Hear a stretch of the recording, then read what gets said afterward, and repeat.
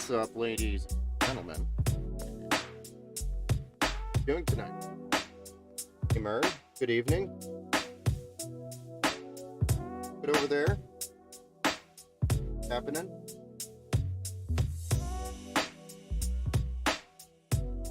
Adam, thank you for...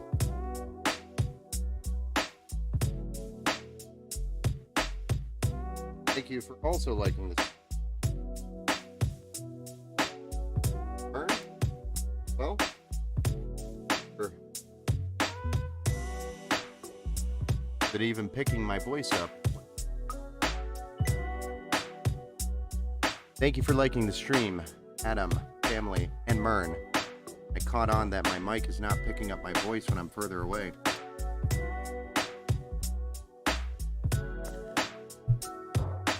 Change the setting. Struggling.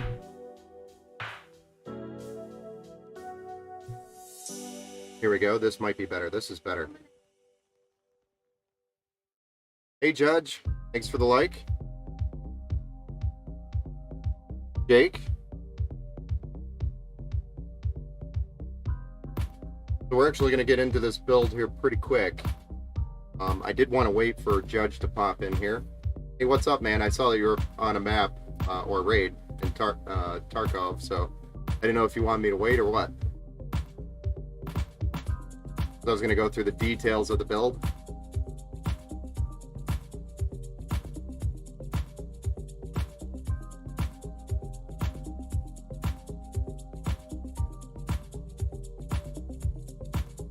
Following from Judge. Hey, Matt, how's it going? I appreciate you stopping in.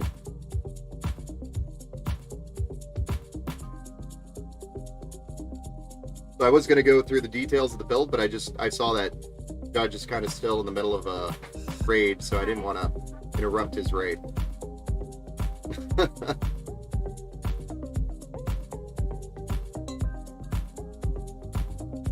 how's everybody doing tonight? I've got the non-TI version of that card, so you got the 3070. This is the J3070 Ti. Beautiful card. It's actually what I run right now. Not this card exactly. I have the... Oh, no, I have the... Oh, yeah. SI. I've got MSI. I got the MSI Gaming X Trio in mine. This is the EVGA For the Win 3 Ultra. Nice. A great card, the 3070. 3070 Ti has a little bit more performance on it. That's slightly better.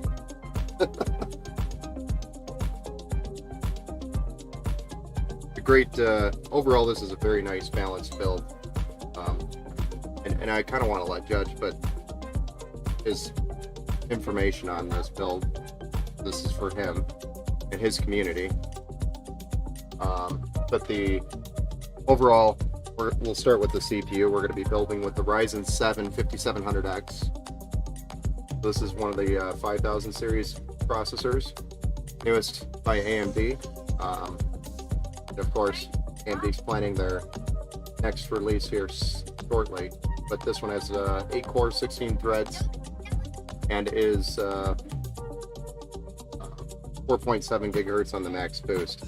So this is going to give anybody who's using this PC enough horsepower to stream or game on the same system. Or they could use it as a streaming machine, dedicated, but there's enough horsepower here. Then we're going to be plugging that into a MSI B550. This is the Gaming Edge Wi-Fi. So there's Wi-Fi and Bluetooth on it. So there's lots of nice features on this board that really allows you to pretty much connect anything you want to it, and also upgrade to pretty much anything you want that's current. So this is a great board to start with for anybody that's starting out. Then the RAM we're going to be using is the T-Force Delta, which is by Team Group. This is the addressable RGB RAM. There's 2 sticks here. These are the kit of 32 gigabytes, so each stick's 16 gigabytes. The reason why I did that is so that there's 2 available slots for future upgrades if they ever wanted to add more RAM to the system. As easy as going out, purchasing the RAM, and slapping it in there. So 32 gigabytes, again, really nice balance for streaming if you wanted to stream off the system.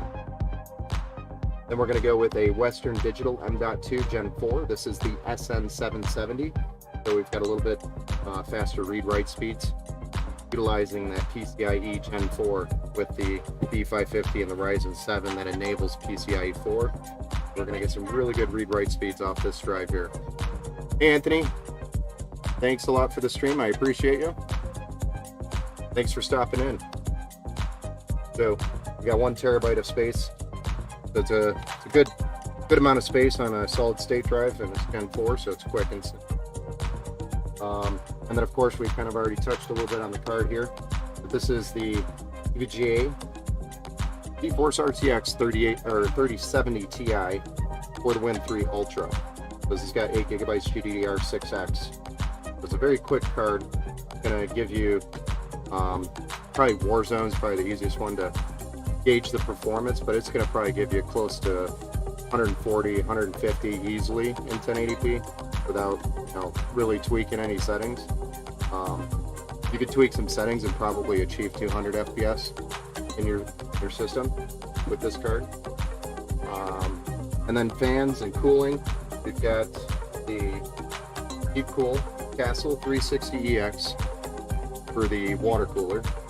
This has addressable RGB on the pump, and then we grabbed, and this is 360 millimeters, so there's 3 120 millimeter fans on here. We're actually not going to be utilizing these fans. We're going to be utilizing TF120s, which is the addressable RGB fans. And these are also by Deepcool. A great set of fans. We have 2 sets. 3 for the case, 3 for the AIO. Can't wait to see this finished. Erica Brown, how's it going? Jay, comment. I'm assuming Judge told you to come over here and comment. Eric Brown. Hey, love from Judge. Hey, what's up? Thanks for popping in. I appreciate you. Can't wait to see. Yeah, this build's going to be pretty awesome. Hey, from Judge Chat. How's it going, Brad Hartman? New PC is making me... Oh. Well, I'm not going to go there. Matt, hit the like button, chat. Yeah, if you guys want to hit the like button, that'd be cool. It's gonna be hot. Yes, he did. Hey there. Hey Gary, how's it going? Daniel? Alex, yeah, I just assumed he's probably over there telling you guys to come over here and say hi. Nice parts and pieces, should look good. Yep. That's all we build over here is quality. Hey, looking forward to seeing you knock this out. Thanks, Chris. Yeah, feel free to pop in and hang out, chat, all that good stuff. I'm actually gonna just bounce right into it and get the CPU, motherboard, RAM, and the SSD all taken care of, and then we're gonna slap that in the case.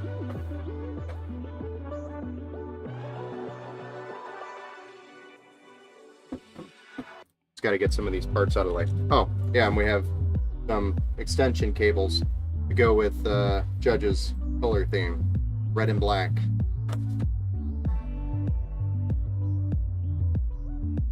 We'll start with the B550. Hey everybody. Hey Clay, how's it going? Look like a sexy PC. Thanks, Dean. It is one.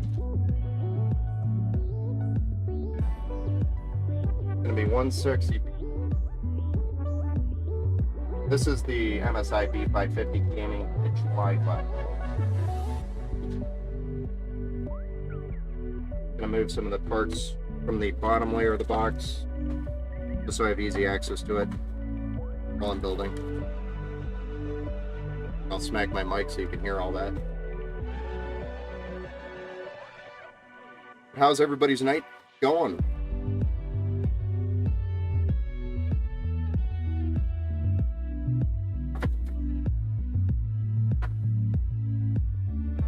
What's up, Ben? Hey, Oyster. How's it going? Oysterhead over on Twitch. We're streaming right now to Twitch, YouTube, and Facebook. So there's going to be some chats. I try to kind of put the chat on the screen here so you guys can see it as if everybody's chatting together. But we're streaming to all three right now. It's good. It's good. That's awesome. Good. Thanks. Yeah. I built my PC myself. Really enjoyed doing it. Yeah. And that's pretty much why I build, is I always have a blast enjoying it, and why not make it a build party? Right now my lighting's kind of harsh. George, thank you for the like. Scott, thank you for the like. Gary, Clay, and I've lost the rest of the chat there. For notifications, I need to expand it. Never really have that problem.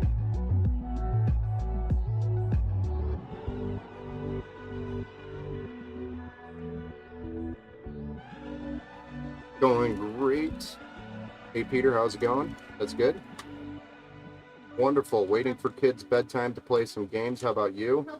Well, kids are still awake. They're actually, one's over here gaming right now for her bedtime, and the other one is currently in a high chair eating with mommy. So I can relate. But me gaming, probably not going to happen tonight. Maybe later. We'll see. Possibly. I've been mostly playing Warzone because I can jump in and out of the match real quick. And that's because I don't get a lot of time to play. So, you know, quick, maybe 1 hour games and that's it. Done. Graphics cards are coming down in price. Supply is looking a little bit better. Yes. Yeah, so if you walk into pretty much any store that would carry graphics cards, they will have them. They're still up above MSRP, and that's mostly because of the tariffs and taxes and the cost of shipping now. So you're not going to find, you know, exact MSRP, but it'll be close. It'll be close. I know that feeling. Yep. So this is Ryzen 7 CPU we got plugged in here. This is the 5800X, and a nice close-up of the B550 Gaming Edge. Beautiful board. Got a lot of nice style to it. We got the CPU. I'm going to just jump in and do the RAM here.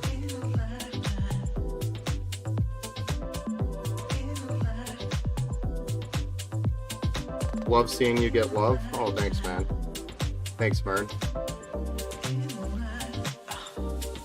It's a great board. Yes, it's a great balanced board. This is kind of like my targeted board with the budget that we had. So it's a great board for really any budget build, honestly. And the Z490 or 590 or 690 version of this board is also Intel side. So if you're an Intel Go Blue, then the Gaming Edge is also a really good option. Got all the fancy features that you'll need, and it includes the Bluetooth and the Wi-Fi on it.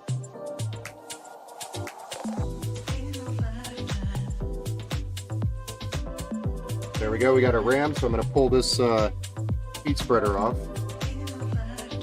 Heat sink. This is where the SSD is actually, is underneath this block.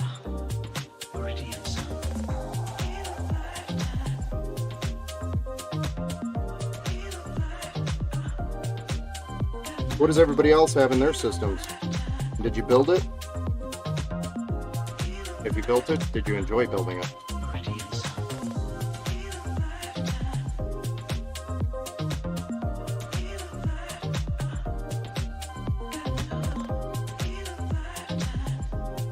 Yes, sir. Jose, thank you for the like. I appreciate you.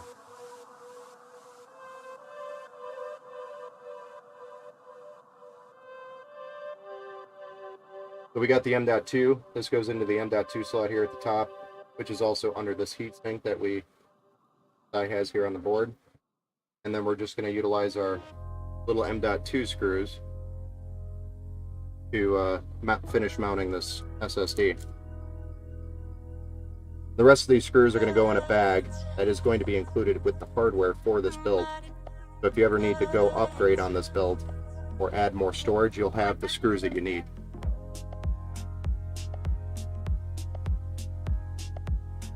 Oyster had wanted to build an Alder Lake system, but DDR5 is pretty expensive. DDR4 option is meh with Alder Lake. Yep. I actually have been getting a lot of that lately. People have been asking for DDR5 builds, and then I send them an estimate or a quote, and then they're like, maybe later. And it's because of the price. I mean, 16 gigabytes of DDR5 is going to cost you around $380 for a decent set, and then your motherboard is a little bit more expensive on top of that. So in 16 gigabytes of DDR4 is going to run you $60 to $80 for a decent set. So there's a huge price increase when you're going to DDR5. I mean, it's fast. So I guess you can either be patient or have the best first. I built mine. It's a had to buy ROG pre-built to get the 3080 last year. Yep, I actually know quite a few of those stories. Buying pre-builts to take the card out of them and flipping the rest of the build. Yep, I've seen that quite a bit. That was William. Chris, I built mine. It's a 1060K on an Asus P460 with 32 gigabytes of RAM and a 3060 Ti. That's a solid rig. Solid build.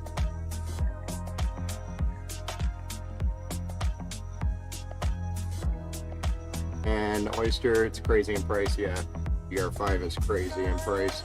Scott, I built my first one Intel i9 10900 Asus Maximus Hero, and that's the ROG Strix 3080 750 watt PSU 3 terabyte M.2. That is an expensive M.2, and 500 gig, or nope, 32 gigabytes of DDR4. Awesome.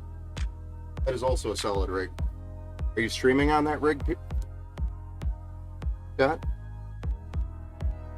Peter, mine has a Ryzen 3100 16 gigabytes at 3200 megahertz, 500 gigabyte M.2, 1660 Super. That's not a bad rig at all. It's a great, solid gaming rig, especially for 1080p. You could literally play anything you want.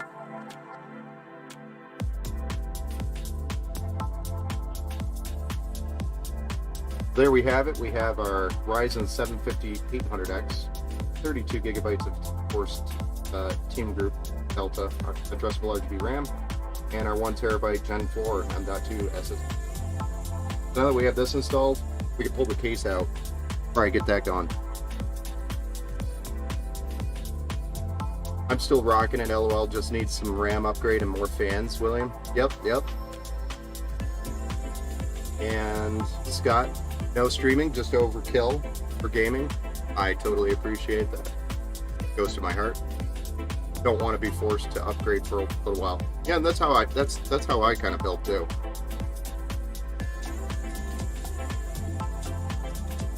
Like my rigs, my personal, I usually go pretty much as overkill within budget or reason, and then I don't upgrade for a while. Like I just don't have a lot of time to play games. So I'll play, for example, Warzone in 1080p on a 3070 Ti. I enjoy it. It's enough to have fun with my boys. Fit my needs for my shoestring budget. Exactly. I have a Ryzen 7 5800X 3070 Ti and a Gen 4 2 terabyte SSD. And the only reason why I went with 2 terabytes is because I do a lot of video editing and needed the storage, just dump files in a location before I upload it and back it up to Google. But overall, does everything I need it to, and I never complain about the performance. So I think I'm running 32 gigabytes to stream. And I did actually used to stream a lot of Warzone and stuff, but I haven't done that in a while. I swear too much. So I found out that I should probably just stick to the build streams.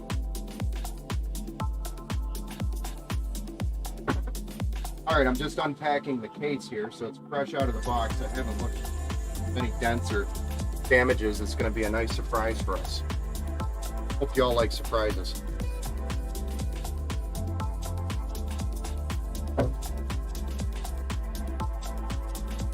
So this case here is by Antec, and it's one of their ATX mid-tower, almost flagship, so to speak.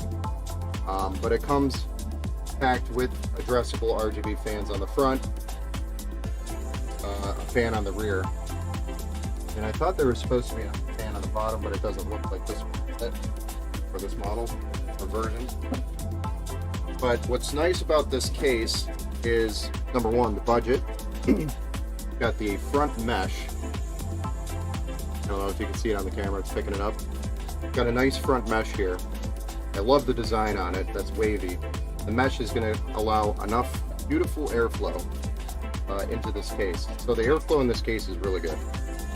So the performance and the aesthetics are great, and that's why I chose this case for this build.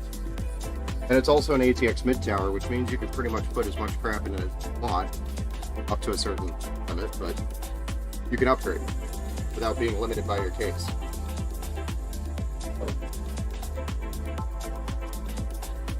I'm just taking the glass off and packaged very nicely.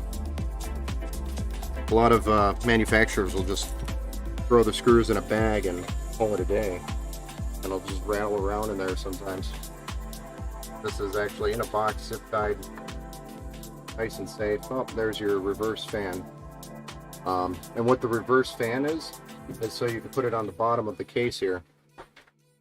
See if I can get a better view. You can put it here at the bottom of the case and draw air up as hot air rises.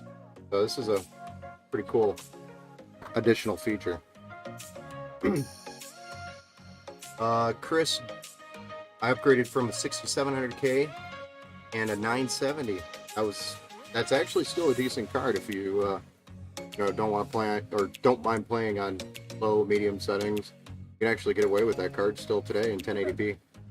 About 6 months ago, I think I had the old one and running about 8 years. Oh, you got your life. You got the life out of that one. I prefer to build to last a few years and still have capability to upgrade as needed.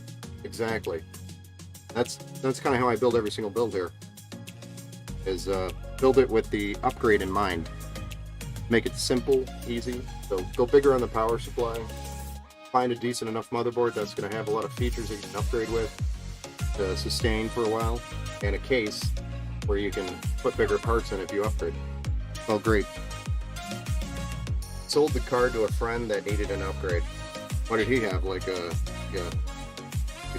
I don't know, like a 650 or 660 or something?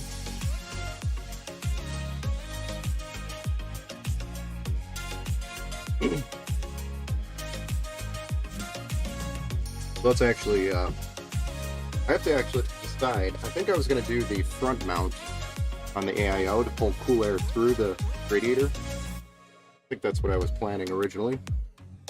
But we might look at it mounting top, because I think this case mounts 360mm on the top as well. So, yeah, this case has got a lot of good features. Like one of those not everybody builds with. But it's, in my opinion, it's got all the quality that you need. On the back side, let's look at that real quick.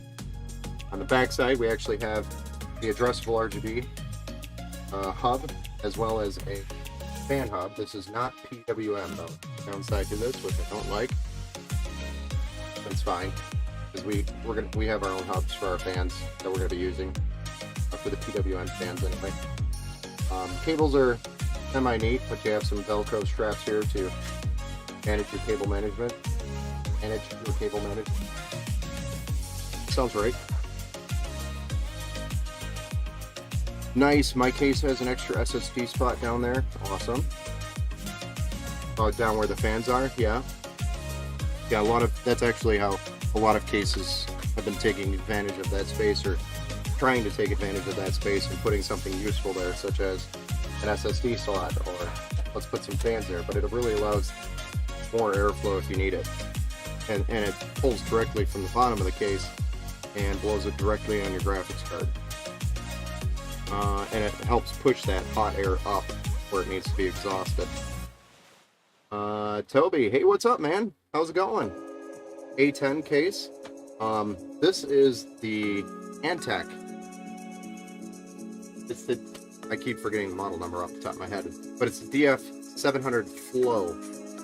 That's the new thing with like all case manufacturers have the Flow. But it's a mesh. It's because they have a mesh front and it allows better airflow. Antec used to be on top of the case market years ago. Yes, they did. They were also really big with cooling around their CPU coolers. It kind of fell off a little bit. I don't know what happened. I think the biggest problem with Antec is they didn't make a switch quick enough to meet the addressable RGB range. That's honestly what I think happened. And so their products weren't as attractive when you can buy an addressable RGB case with addressable RGB fans in it, or an addressable RGB cooler. So I think they just fell behind there a little bit. But they caught back up, I think. Glad to see they're making good cases again. Yeah, this is a beautiful case. I mean, like I said, it's got all the features underneath. Got solid state drive bays. Limited on hard drive bays, so you can mount up to 2 hard drives in here. So it only shows 1 slot. You can actually mount one on the top if you need to. You can put 2 hard drives in there too. Although, personally, I don't build with hard drives anymore unless it's requested. So if somebody requests, hey, I want cheap storage, then I'll throw it in there. If not, I'm only building with solid state. It's just, they're so much faster. And they're not that expensive anymore, or expensive. But, for example, 1 terabyte SSD is about $80-ish. You could probably get a better performing one for $100-ish or so. Gen 4 is about $114 right now. And then if you want like a cheap SSD, SATA SSD, you could get one for like $70 for 1 terabyte SSD. And then for a 2 terabyte hard drive is about $50, 45 plus tax. Shipping comes out to about $50-ish or so. So, and I'm weighing all shipping in with those prices as well with the SSDs. So it just, I'd rather have the performance. All right, so now that we kind of got this opened up, we're going to look at the studs here. Make sure we got them all lined up, which these are pre-studded by Antec. So we've got all the studs we need here, and we can install this motherboard. Gotta say goodnight to my little one.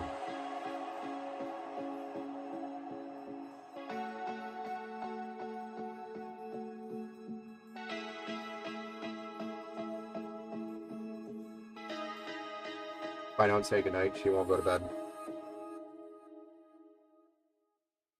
Okay, so we're getting this board mounted. We have all the studs in the right places. That's one thing to check for if you're building. Make sure you have these studs all in the right places. And if you didn't see what I was saying, it's where your motherboard will screw into the case. Way to do it is just put the board in there, line it up, and just make sure you have a stud underneath each one. And then from there we can pull out our parts box from the case and start screwing this thing in. There's also a specific screw to be used to mount this board, or to mount any board in any case, unless you're NZXT and you have special screws for everything. They just don't want to be normal.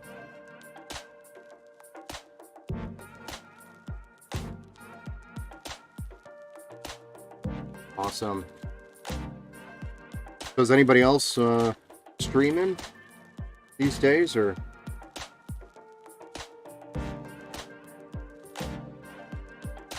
just gaming? Is that all we're using the PC for? And let me know if my voice is too loud or too quiet, because I had to move my mic. So it's actually a little closer to me. So if it's too loud, let me know and I can go adjust it. If it sounds like I'm screaming, let me know. I promise I'm not screaming.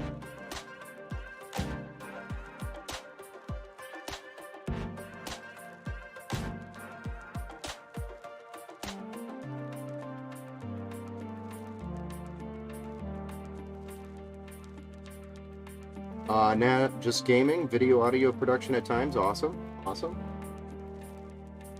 Trying to stream, but my computer struggles. I totally understand. It's actually a really big learning curve, to learn streaming, because it's not just a couple clicks of a button. I mean, it can be in some cases, but there's a lot of customizations you could do to get your stream to perform better. Or adjust it to customize for your look. Customization. What's your biggest struggle on your PC there, Eric? What are you struggling with most? CPU or your graphics card, or what's holding you back?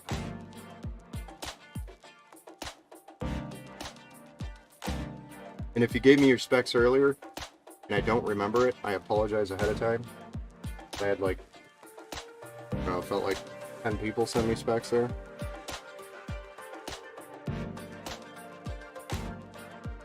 You got a 4-year-old Ryzen 7 2700X. That's still not a bad CPU. It's got 8 cores, 16 threads. You'll be able to handle it. And a 1070 with 16 gigs of RAM. That's not a bad rig for streaming if you wanted to. Where's the struggling?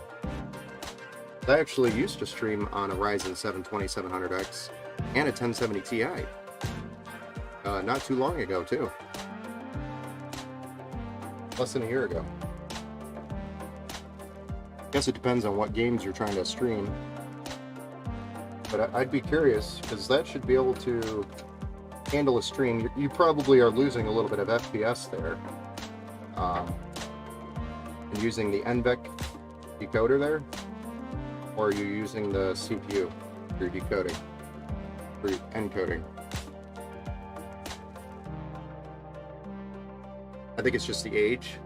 Well, you should be able to, for example, if you're streaming PUBG or, PUBG, you should be getting around, 100-ish, 80 to 100 FPS, I'd say, with that setup. And while you're streaming, you're probably going to get closer to 60 FPS, depending on what you're taxing for the stream itself. But, I mean, it's definitely manageable. Could be able to. If you want to take a look at it after the stream, we can. It does. It just drops FPS. Yeah. I really only play Tarkov. Escape from Tarkov. And that's not an optimized game already. Well, let me tell you, it's a lot better than Warzone. Because anything you do in Warzone, it's just... your computer is like a trash can, and you can have like a $5,000 computer and it still runs like trash. Without streaming. I have trouble just finding a reasonable gaming piece for just gaming. Jose?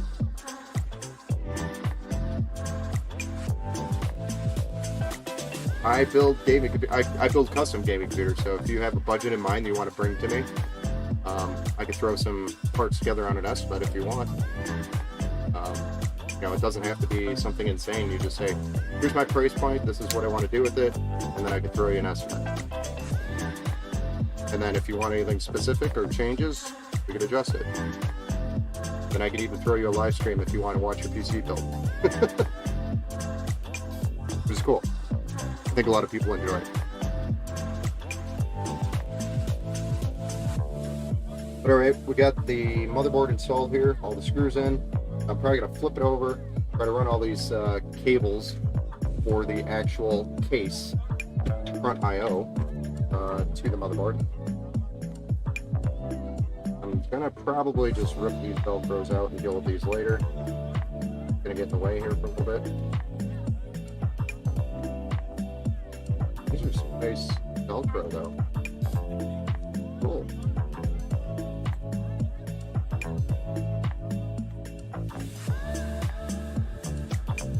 Reset button is being used as a RGB button. I think I'll leave it like that, so if the person decides they want to use it for RGB, they can. I'm also going to undo twist ties on these cables here. This is probably the most boring part of the stream, is watching me deal with cables, so I apologize in advance. So if you have like a bathroom run or a beer run you needed to go make, now is probably a really good time to do that as I do this. Or if you want to keep chatting, I can pretty much do this blindfolded now. Definitely. Yeah, just hit me up, man. Give me a message on Facebook or Twitter. Find us on Twitter, or you can go to our website, fill out the custom PC form, custom build PC form. Check out the website too. We actually have a few, pre-built options already there, and I had to drop the prices on them recently because of the price drops on hardware. I'd take advantage of it right now. Love that about Empower. Live streams are definitely the custom built cherry on the top. Yes, sir. We actually don't even know who this build is going to be for yet. I'm aware of, unless Judge has his system rigged, but you guys can tell me if that's the case. This is Judge PC giveaway. Yes, sir. Yes, this is the build for Judge's giveaway. Correct. Hey, how is it going? Hey, Agent Smith, how's it going, man?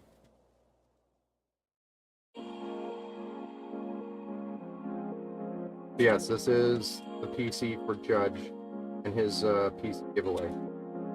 We are building it live so you guys can see the magic happen.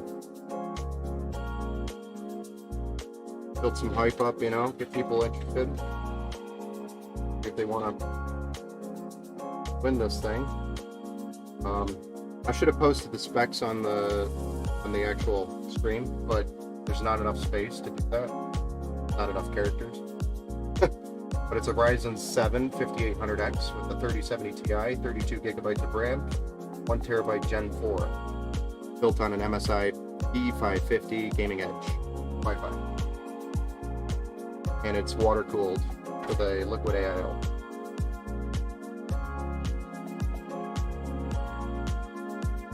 I'm just fighting with these cables here real quick. I'm going to stand this up, make the view terrible. One day I promise I will have a side view camera so I could transfer you your view, but I currently do not have that set up yet. I have the camera, I just don't have it set up. Barely have time to do anything. I feel like.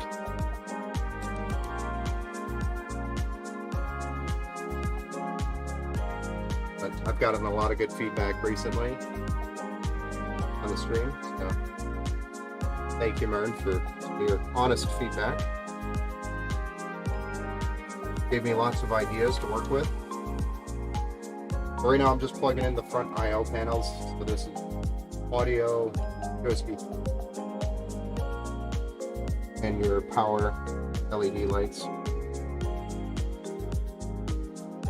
I'm trying to get all of that plugged in here.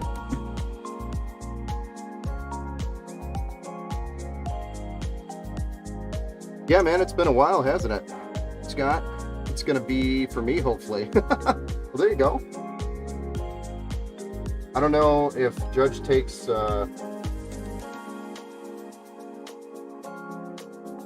bribes or not, but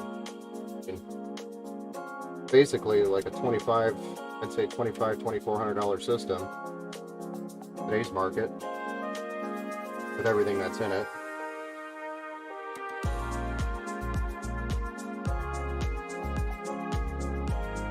But I mean, maybe you could sell your system, throw them a little bit of cash, and bribe them. But I mean, that's your call, not mine. I'm an honest guy. I don't win anything. So if I play the lottery, I already know I'm just throwing money in a pot for somebody else.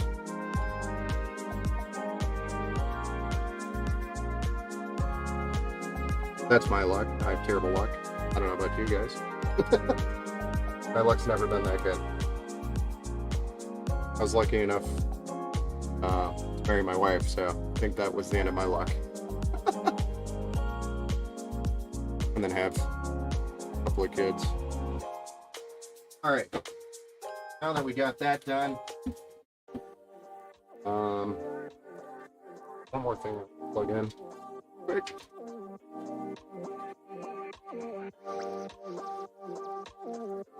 Is our RGB, because we're going to have the motherboard manage the addressable RGB.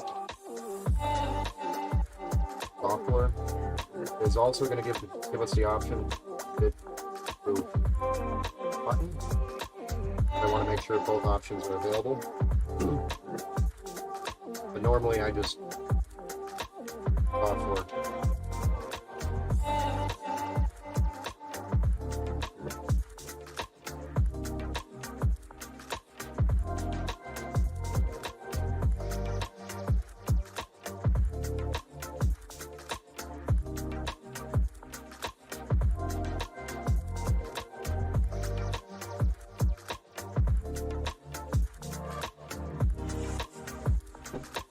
This is our RGB, addressable RGB for the hub on the back.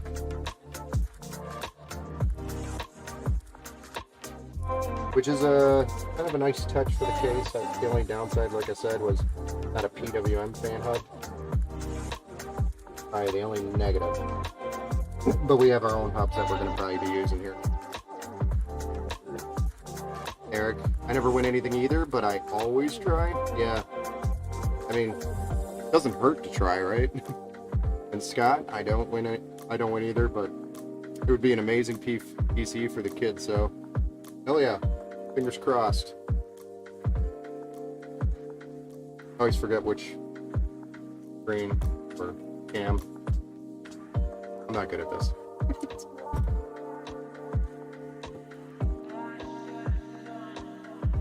Alright, so I'm gonna pop the AIO open here. We're going to kind of try to plan out the install of this guy. This is a 360 millimeter AIO by Deepcool. It's the Castle 360X. They do have an addressable RGB version of it. Pump's addressable RGB. So pump or the block on the seat is addressable RGB. Fans included or not. We're actually not even going to use these fans. We're going to use the set that I have. It's actually cheaper to buy the fans separately than it is to buy the RGB or the fans RGB with this kit, which is kind of dumb. But that's how they do it.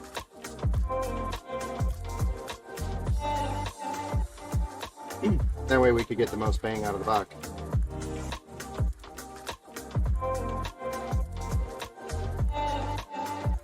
But for starters, I think we're going to front mount this. Mount this on the foot. And in order for us to do that, we actually might have to take the front fans that are currently on there off. I really want this front mounted because it's going to draw a lot of fresh air right through it. I got super lucky a week ago and won $500 on a $10 scratch off. Well, there you go. There you go. That's awesome. I win scratch offs. I've stopped playing them. No such a thing as winning for me. Especially scratch offs.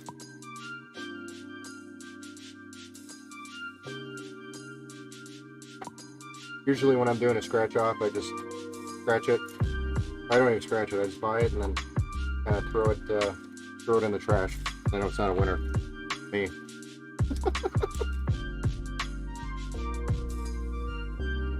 Go straight to the point.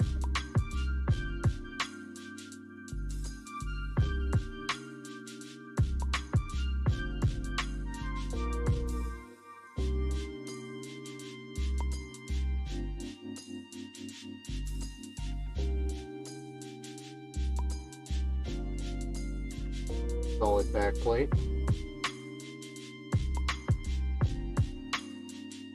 That was kind of weird. I think I almost broke the matrix there. This is a bag of screws that will come with your AIO. Here, let me show you it over here where you can't see it. But this bag of screws will have both the fan screws and the radiator screws for mounting. But we're going to be only using the fan screws, and I have more pull out box here because we're going to be sandwiching 6 fans radiator. The idea for the front mount. So it's going to be a push-pull configuration. I think that is going to look beautiful and awesomely cool, that CPU. A standard man can't break the matrix. No, you're right. I tried. Did you see it? I think everything froze up there for a second. Like, as soon as I put this shiny piece of metal that reflected the light on the camera kind of freaked out there.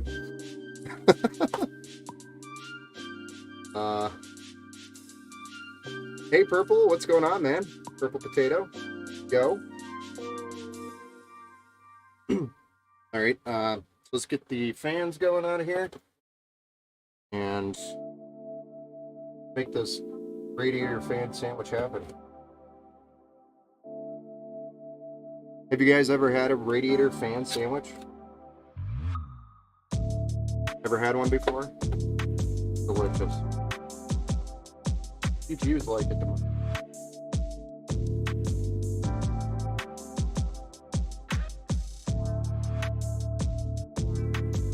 Especially the Power of Hungry, like me.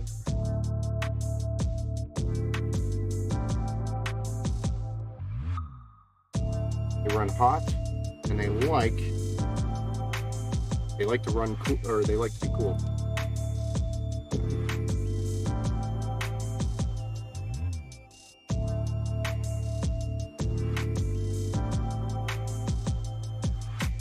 All right, here's our addressable RGB fans that we're going to be putting on. They're the GF120s by Deepcore. They are addressable RGB, which means it's the rainbow effect, or you can have multiple colors at one time on a single fan. It's important to make sure also that you're putting fans on the right way. So these are going to be the inside fans. They're going to be facing this direction. We're also going to send the wires, hopefully they're cut out in the case, blacking lightly, possibly. That'll be kind of happen.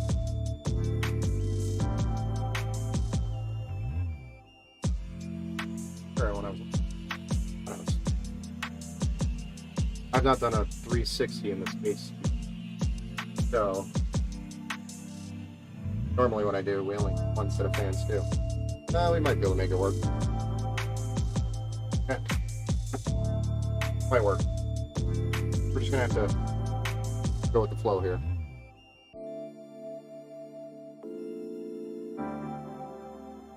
How long will one of these radiators last? Usually you can get quite a few years. I've seen radiators last 6 years. I've seen radiators last 1 year.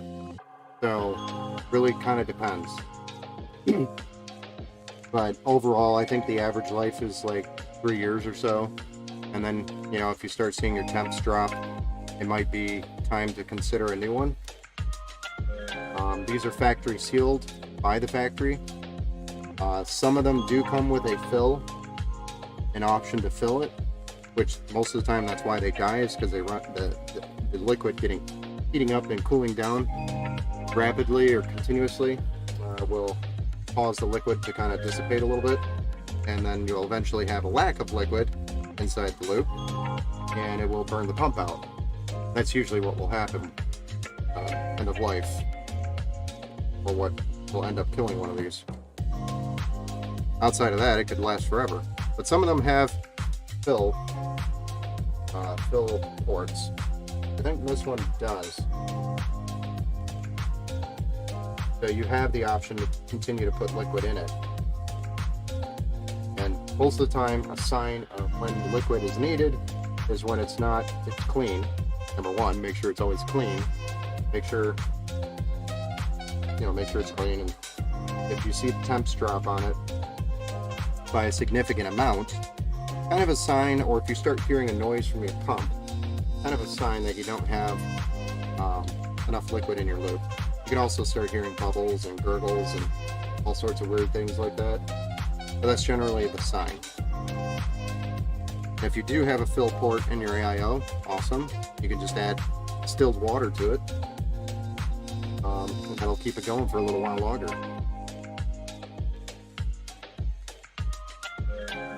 Anyone in this chat that's entered for this, not only with the PC, but the service this guy gives, it blows my mind. Good luck, y'all. Thanks, Toby.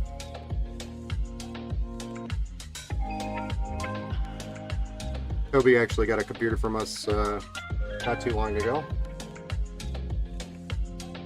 He's been starting up his stream, playing a little bit, doing a little bit of chatting on his stream. Got a lot of cool stuff happening over there if you want to check him out.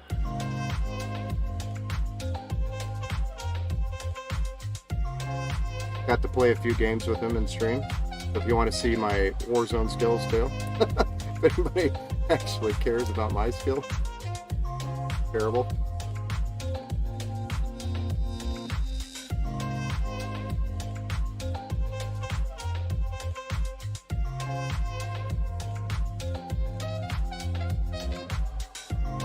The more twist ties on these fans, that's like the downside of these fans, is they have lots of twist ties. There's 2 twist ties to each fan, and that kind of sucks because it's a lot of time spent. But it's okay. I personally don't mind. I've done it all my life. Twist ties are the story of my life. I know more about automotive radiators, not much so on PC cooling. Well, Jose, a radiator is pretty much a radiator. It's pretty much the same thing, honestly. With the radiator, you want the cool air running through the radiator. You want a fan on it when there's no air being forced through it, right? So it's the same idea.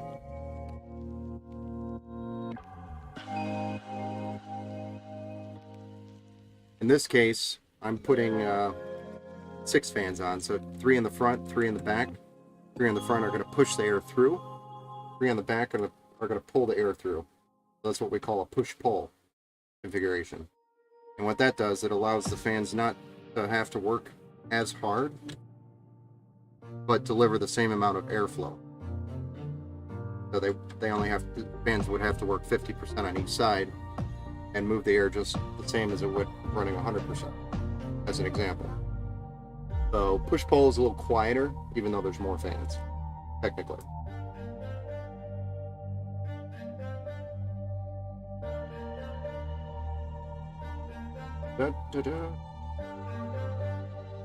Twist ties, man. Twist ties. Does anybody else love twist ties as much as I do? Because I love twist ties. There's a lot of sarcasm in that comment. And yes, I've thought about cutting them. Yes, I've accidentally cut wires in the past, so I've kind of stopped doing it. I don't want to accidentally cut a wire. That sucks. I've got extra fans here too, but no, kind of sucks. Okay. How am I gonna do?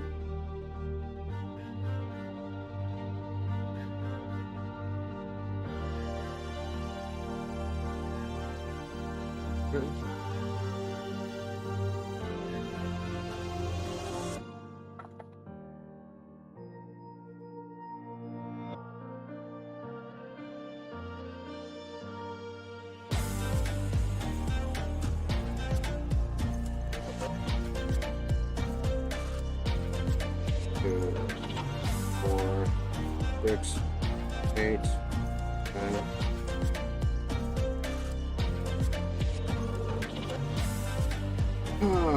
Twist ties are my favorite hobby. Oh yeah, favorite. I think I hear sarcasm.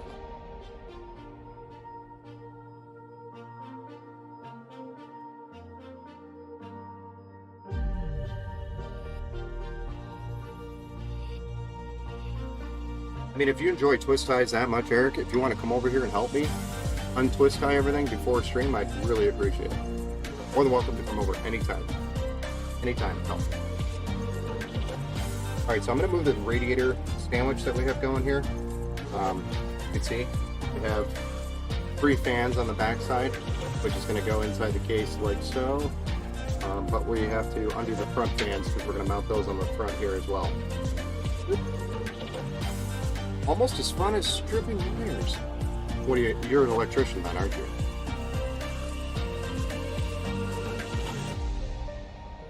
So, as an IT guy, you don't have to like strip wires, but you will have to terminate RJ45 ends a lot. Probably not as much nowadays, but I haven't had to do it anyway as much. But that's always a fun project too. If anybody knows about stripping, or not stripping, but terminating RJ45, or even worse, RJ11, it's a nightmare, or can be sometimes. I guess it kind of depends on the grade of wire you're working with too. If it's cheap wire, which is 90% of the time what you're working with, then, you know. Hey Hardman, I'm sorry I missed your like. Thanks for the like. James Crismore, thank you for the like. Billy, thank you for the like and follow. Thank you. Yeah, if you want to watch, you know, or have fun building PCs, just follow here. Follow me. I usually have like one or two a week right now. I'd like to get that, you know, get it up to more like 4 or 5 a week, but it's just been so busy lately. I just haven't been able to keep up with the schedule. Just like working on a car, audio, no electric, no electrician at all. Yes. Actually had, I was working with a customer of mine that brought some computers over for some repair. All we were really doing is just reloading Windows, etc. And then he was asking for like computer fans to cool his amp on the back of his car. And I'm like, well, how are you going to plug those in, dude? Like, because they have a specific connection for running the fans. We could do it. We can make it happen. It's just no. We had to kind of go through that. It was funny. People just don't think of those things. Fails. That kind of happens with any project. Like I started a project on our floor, ripping the carpet out. You really don't think of all the crap you need for just putting a floor together.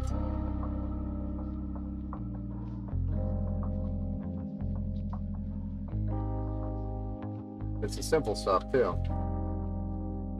That's the stuff that catches you by surprise. You're like, oh, I need that.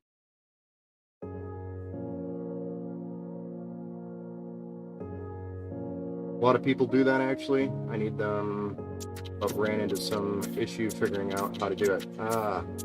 So Amazon actually has a really cool adapter. I'll share it with you. But your fans, your fans, if you don't really feel like cutting them, so to speak, they make this like, it's like a $5 adapter. Get them on Amazon. But you plug your fan in and then it converts it to just your standard like red, black, neutral, hot wire. And then you could just plug it in from there. And what it does is it actually controls the fan to run at full speed. So if it's a PWM fan, it just runs it at full speed. So it's like a little controller that you're plugging it into. And you can tie it into whatever you want to tie it into there. There's some twist ties. Why did I miss a twist tie? More twist ties.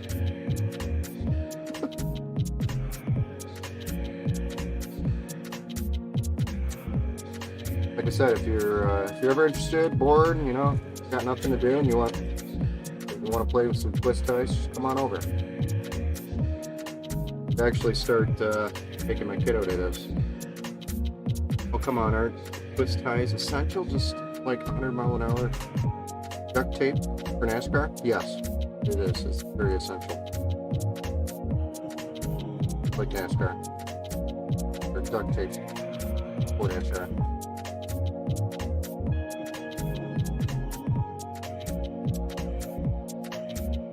There we are. Making progress.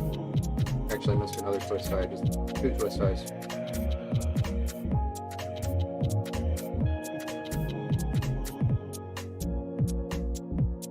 What do we think the temps are going to be?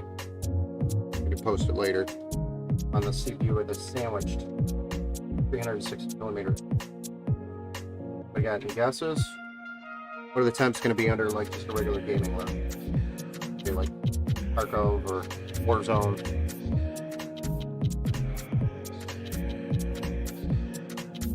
I feel like they're going to be in like this for load like that. It's going to be probably running a 30% put on it. Ish. Depending on what resolution.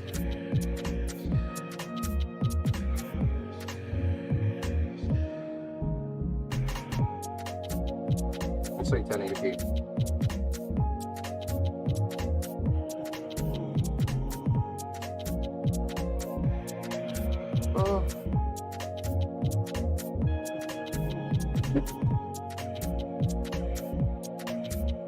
This is going to be tight. Somehow I have to get my... Okay, ladies and gentlemen. I don't have big hands.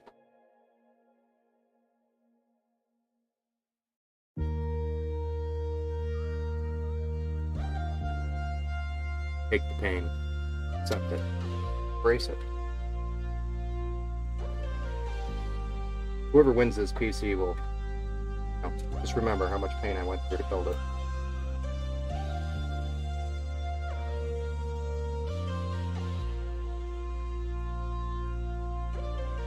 And the twist ties. I'm like an expert at ties, except for finding them. Alright, we got all the front fans removed from the front of the case. We needed to do so we can mount the radiator. Sorry, a screw fell down. Impossible to cut, so I kind of encourage it to fall out of place. Now what I'm going to do is get the radiator in here, try to run the current fan wires in such a way that it's not going to be in the way. We'll see.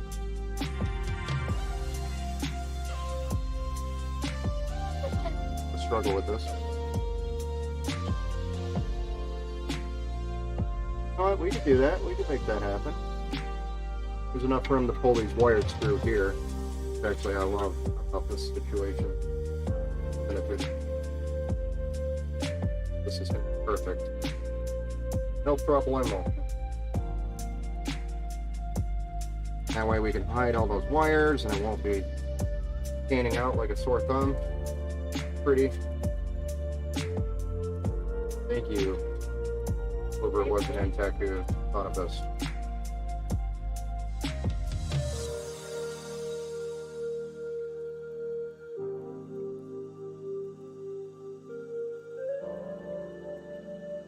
More pain and suffering here. Trying to get this last set of wires through here. There we go. Binary.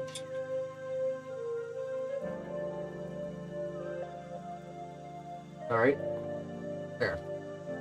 Well, we have our cables ran. We can grab one of the fans and start mounting this bad boy. Again, gotta make sure the fans are pointing in the correct direction.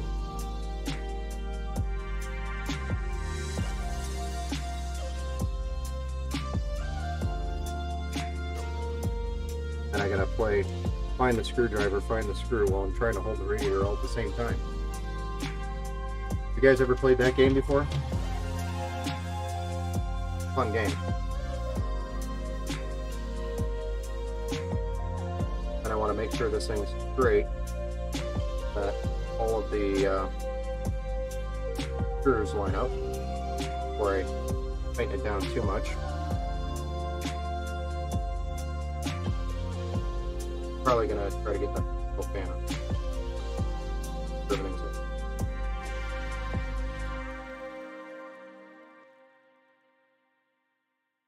Center fan. He's gonna be badass. Got the RGB on both sides of the radiator. Fans on both sides. Just gonna look absolutely badass, as well as cool this thing super nicely. This is a radiator fan sandwich push-pull configuration.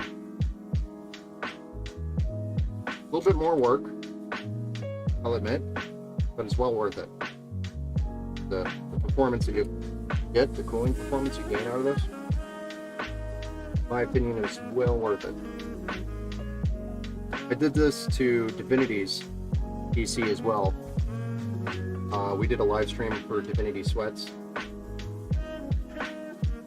In the stream, he was just joking about adding more fans. So after the stream, later, I actually added 3 more fans to his radiator. Made a push-pull. He was in like just awe. Kind of cool.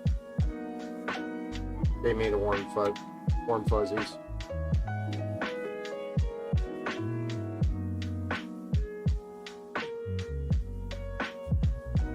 Alright. Last fan for the radiator. I actually have a couple more fans to deal with the case itself. That will be our exhaust.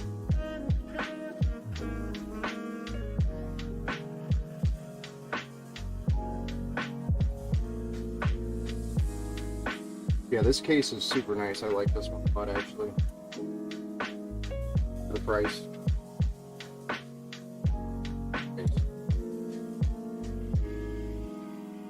Get a lot of bang for your buck out of this.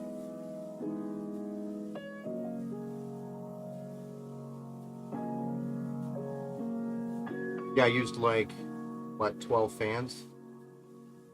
Yeah, I used like 12 fans. Kind of crazy. So he had 6 on the radiator, 6 in the case itself total. Not to mention the graphics card had 4 fans. I mean, that thing probably could hover if it wanted. Running full speed.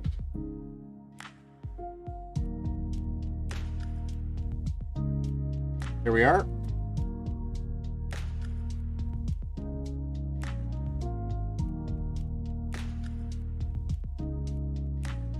Now we can put the mesh back on. Maybe. As long as I don't put it on backwards yet.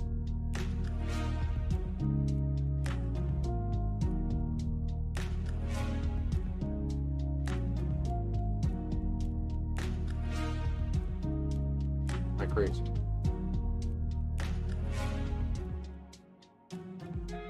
No, I already know I'm crazy.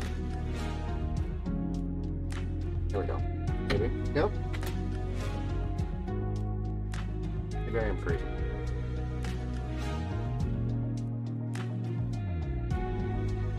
There we go. We have a nicely mounted radiator with 6 fans. We've got our block, which is our pump, so it's going to be kind of mid-level. We don't want the pump to be the higher end. Right now, radiator hoses radiator is going to be the highest point of the loop, which is good, which means no air bubbles can be trapped, or it reduces the chance of an air bubble being trapped inside the pump. That's positive. 12 fans, that's cold. Yeah, man, it's chill. So we're not going to be using this fan here on the backside. We actually could. I might throw it down here, just for the giggles.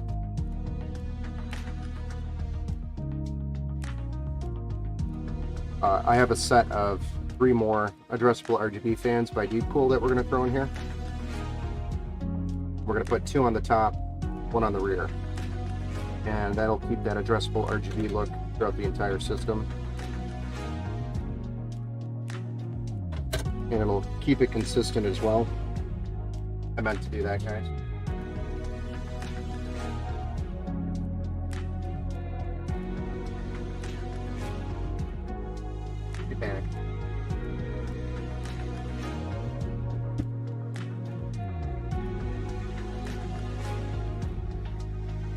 There we go.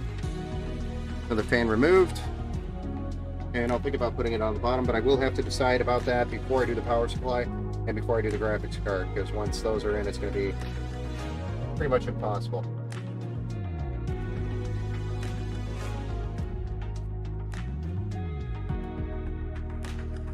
We'll probably just do it. Top fans completed, and then we'll move on to the next ones.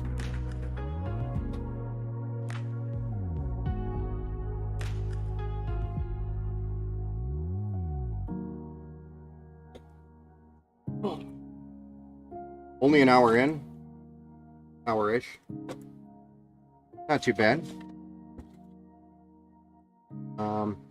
Did have a lot of activity in the beginning.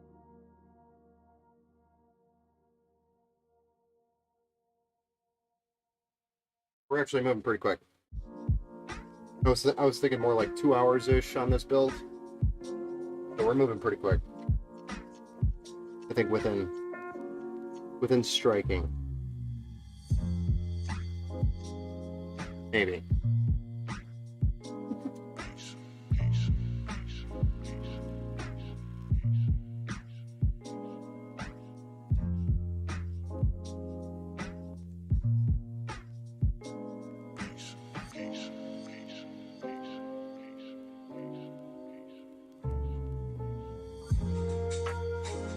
All right.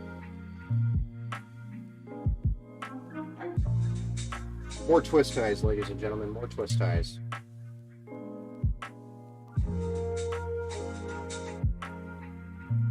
Twist ties.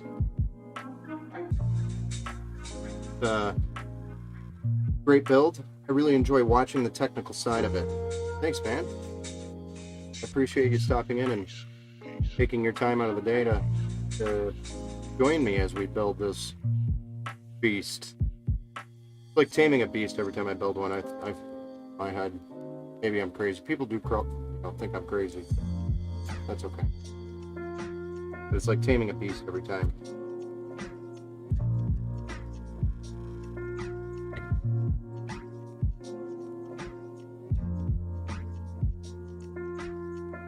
Yeah, I mean, if you want to follow, check us out. Like I said, I do usually a couple of live build streams a week. Right now the schedule is a little sporadic. We're probably following and keeping the notifications on to know when we're going to go live. Try to post ahead of time to give people a heads up of when we're building. Just so everybody kind of gets an idea of when we're going to be building. But also had some ideas or some thoughts about putting together possibly some like community gaming day, where we kind of pick a game together as a community and game together, play together, whatever games we're playing. Also was thinking about doing some old school PC games, like kind of go the history of PC gaming. I don't know if anybody would actually be interested in that, but thought it would be a cool idea.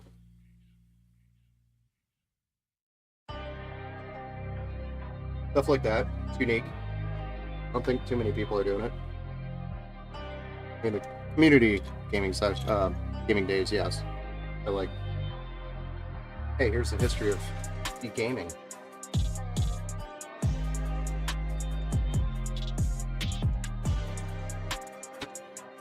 Here's Call of Duty and how it got from what it was like to play Call of Duty back in 2000, whatever it was, 2003, I think. First one.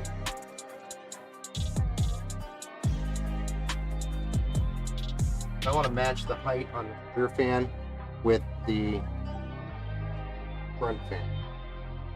Kind of keep that consistency. Build.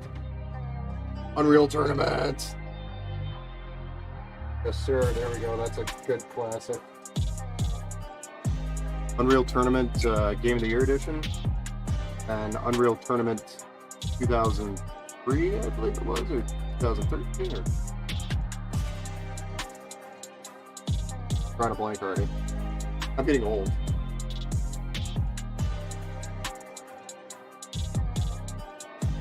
Played the original Call of Duty back in 2003. Yes, man. I was running dial-up back then, okay? I had dial-up, and that's what I played multiplayer, and so I was one of those bastards with 250 plus ping, bouncing around the map that you could hardly shoot. That was me.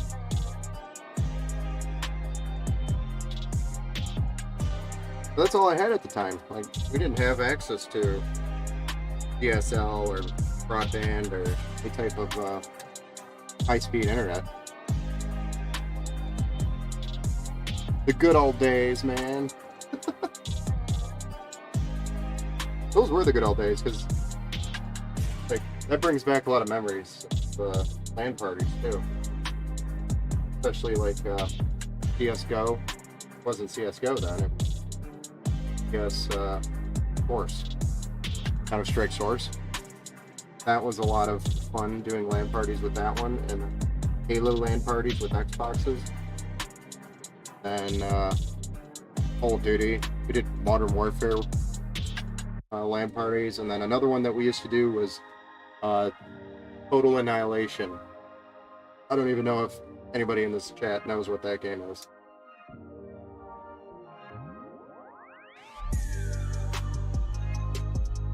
That was by Cave Dog.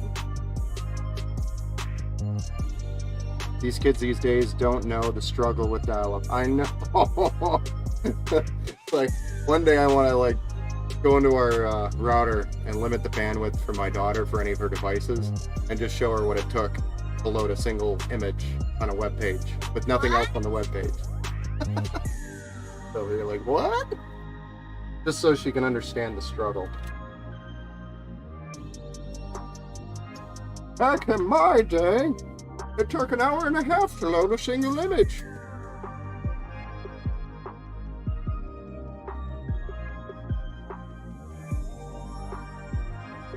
So now I'm mounting a top fan here. Top fan. Are you a top fan?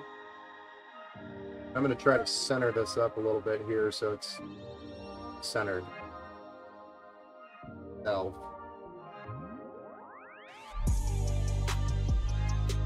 Best I can.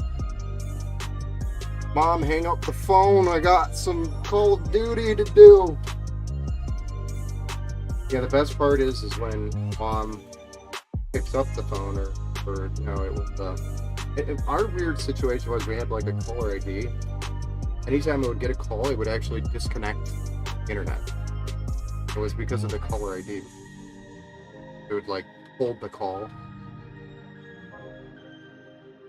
I can't even explain it.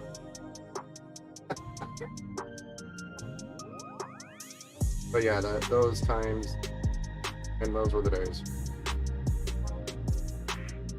Didn't have to worry about bills, I just had to worry about my internet sucking. Can't wait till I move out and get Comcast.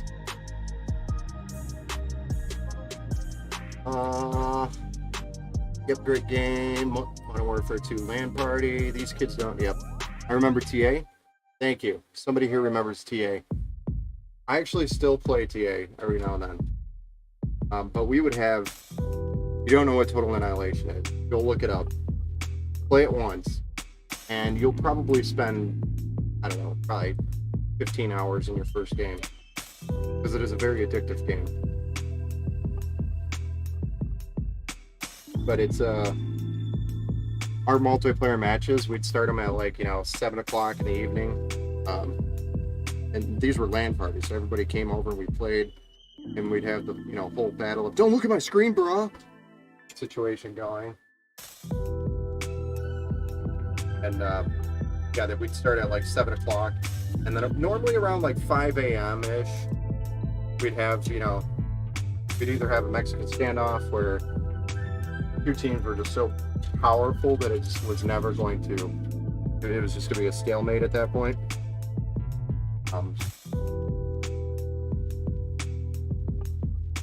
But at some point, we'd have to call it because it got so late.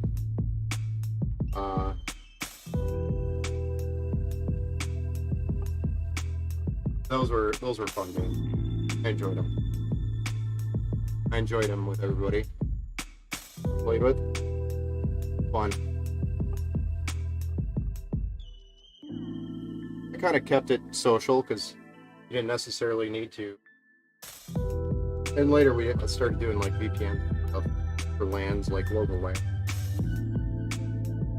But it was a lot of fun.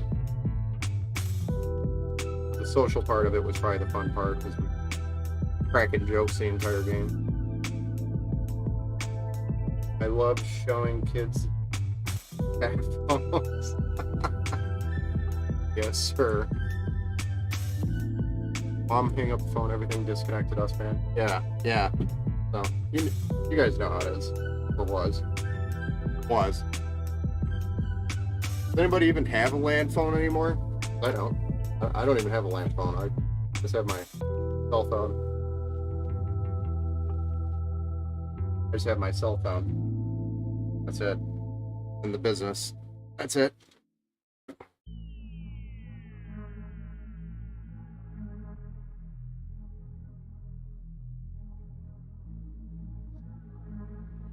All right, it's starting to look like a computer. Really starting to pop.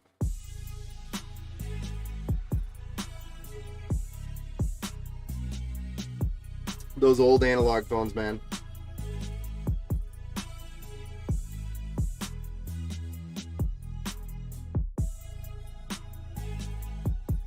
Technology has come a long way.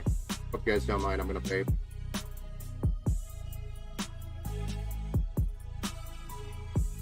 Hope it doesn't bother you.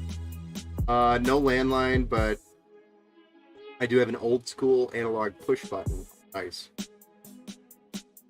Yeah, it's coming together, man. It's looking like a computer. Fans look awesome. This one's really looking good. What kind of card are we putting in this rig? We weren't here for the early part of the stream then. We are doing the EVGA Ultra GeForce RTX 3070 Ti. That's an 8GB GDDR6X. I feel like I feel like I need this case and setup for it. Yeah, man. Just for playing TA. That's all you need it for. Wow, nice card. Just for your 3060. Yeah, I feel like, this is probably my opinion, but I feel like the coolers by EVGA, especially the For the Win 3 Ultra, are probably some of the best. In my opinion. MSI comes close, but they're expensive. EVGA keeps the price down pretty nicely. Anyone still have a rotary phone? Oh god, no. If I did, I donated it to trash or the recycling company. Definitely don't have one of those anymore. If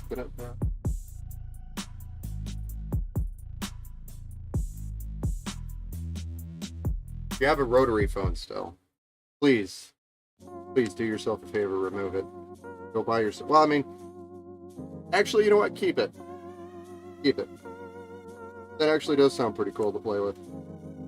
Or, you know, when your friends come over and they need to make a phone call, just say, yeah, use the landline. They're like, number one, what the hell is a landline? Number two, what the hell is this?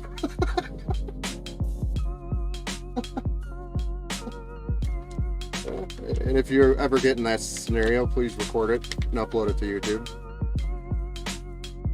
I'd like to enjoy it for a few minutes. I'd watch it.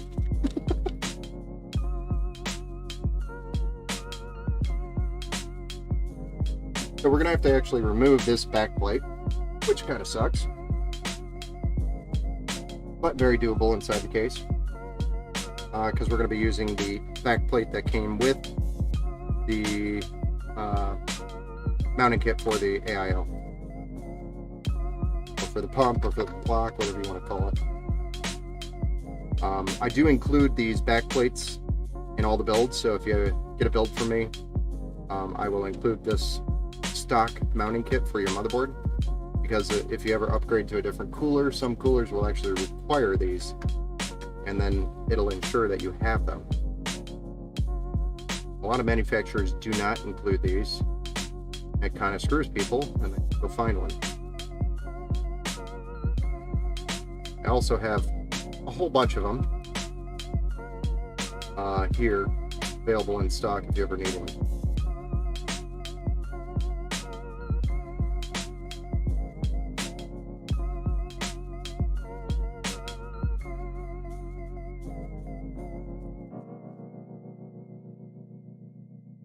All right. This is the bracket that almost broke the matrix earlier that we're going to be using on the back. Simply, you're going to put studs through.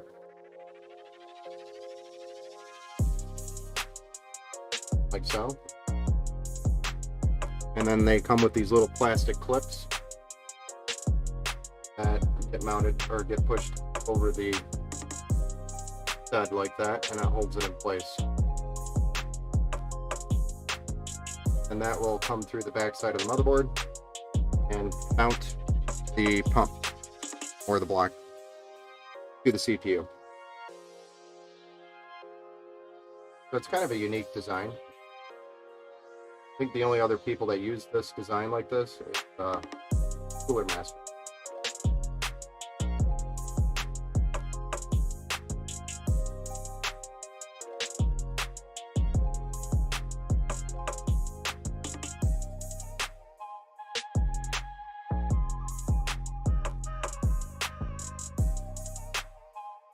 And if you do this enough, you'll know which layout or which holes.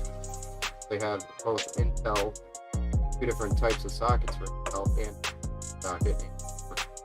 So if you do this enough, you'll know which one to put it in right off the bat without having to look at the instructions.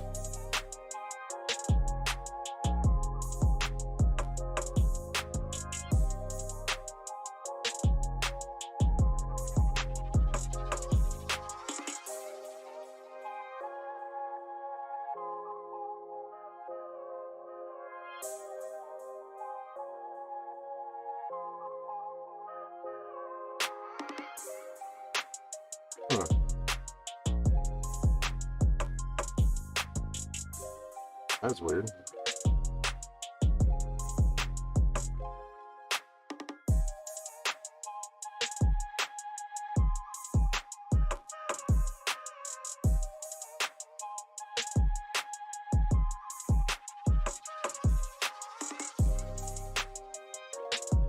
I'm gonna have to look at the instructions. I might have goofed up here.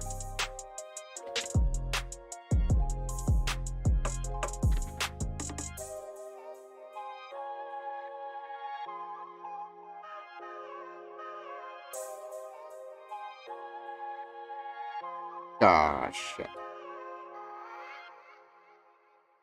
Nobody say anything. Nobody saw that.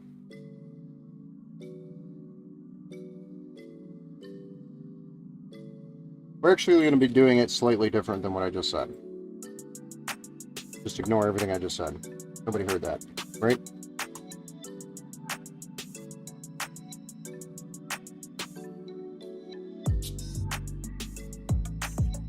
Just ignore everything I just said. I work with a lot of coolers, okay?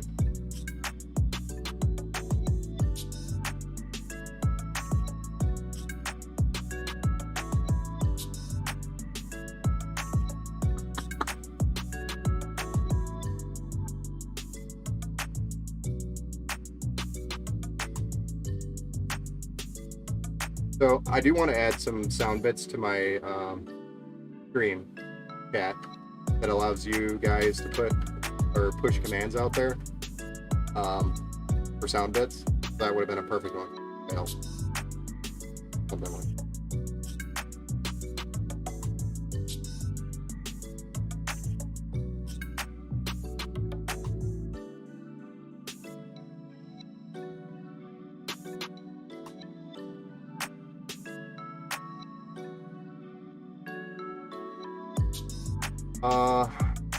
Rgb Fans, LOL, thank you for laughing at me.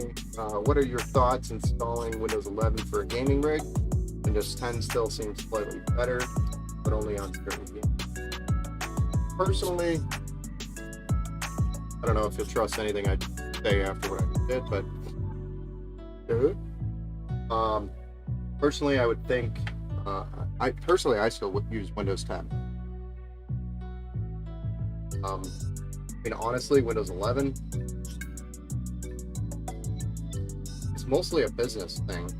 Like, the reason why it came out is to kind of more with the Office 365, or the now known Microsoft 365 products, but more synchronized with the actual operating system, and gives you more of a Office 365 experience. Benefit for gaming, I don't see there's a ton yet. Like, if it made a difference between the versions of DirectX that were supported and then a new version came out, it would kind of make more sense, but that's not really the case. So really, it comes down to, in my opinion, preference.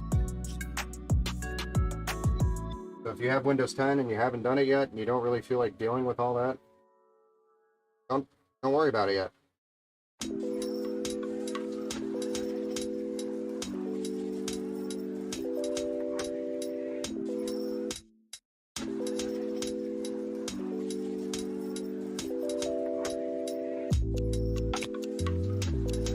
Now I have to add these two brackets to the pump itself, because you can install this on both Intel and AMD. So there's two different types of brackets you have to actually add to the pump itself. And we're going to be removing this current thermal paste that's on here, because we're not going to use that. We're going to use Thermal Grizzly, which is a lot better. Where I failed.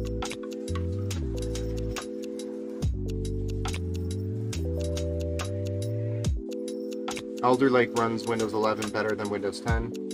Yeah, I've heard that. I've honestly not tested it, so I can't say for certain, but I'm sure Linus Tech Tips probably have already tested it, because that's something it sounds like they would have done.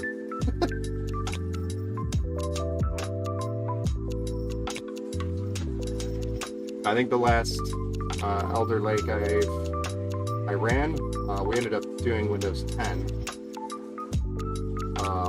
But you always have the option to upgrade to Windows.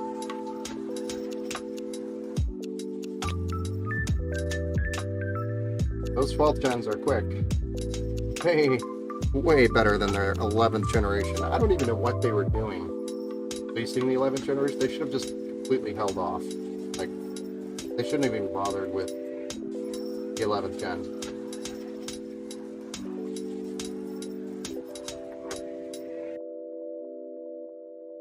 It's almost the same thing as 10th gen, except for, Gen 4 support. I think that was the biggest thing. They should have just waited and did 12th gen. The PCI Gen 4, yeah. I was very disappointed. Like, if you go look at their Intel i9, the 11th gen i9, and read the specs on it, kind of a joke. Sorry, but it's pretty much the same thing as the 10th generation. Anybody that, yeah, they just rushed it out, and it's like, AMD's still kicking our butt. Then they actually did something with the 12th gen, which was great. Now they're actually kicking butt. Let's wipe this thermal paste on and mount this thing. We can move on.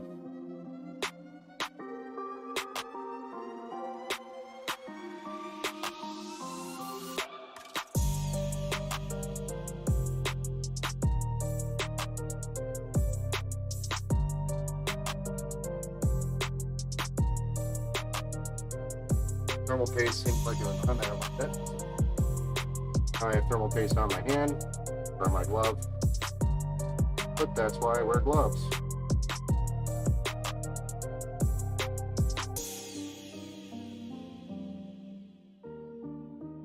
New glove. Reloading!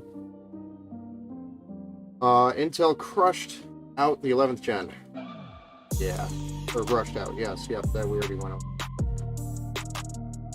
over. Sorry. My brain runs in mysterious ways, so I apologize in advance. Alright, so my thermal pasty was nice and clean. We got the old thermal paste off there. Got a nice chunk of copper. And this is the thermal grizzly that we're going to be putting on there. Some of the best stuff you can use, especially if you're water cooling. Literally all I use now. At the end of this tube too. Close to it.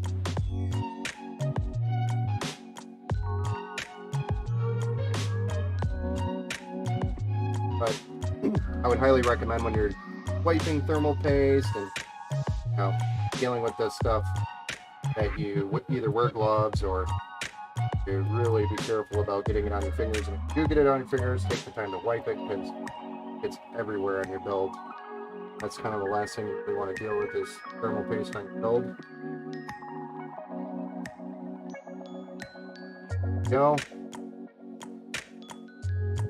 And we have these little thumb screws that will drive into the screws or the studs here.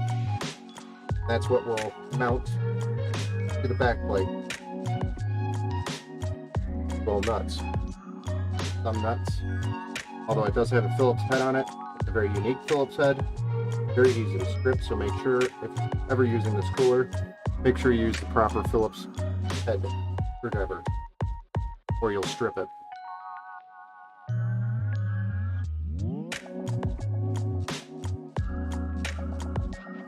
And then it's also important when you're installing one of these, or any cooler for that matter, on any CPU, I like to evenly distribute the pressure as we push more pressure onto the CPU into the socket. Just so it's nice and even across all the corners.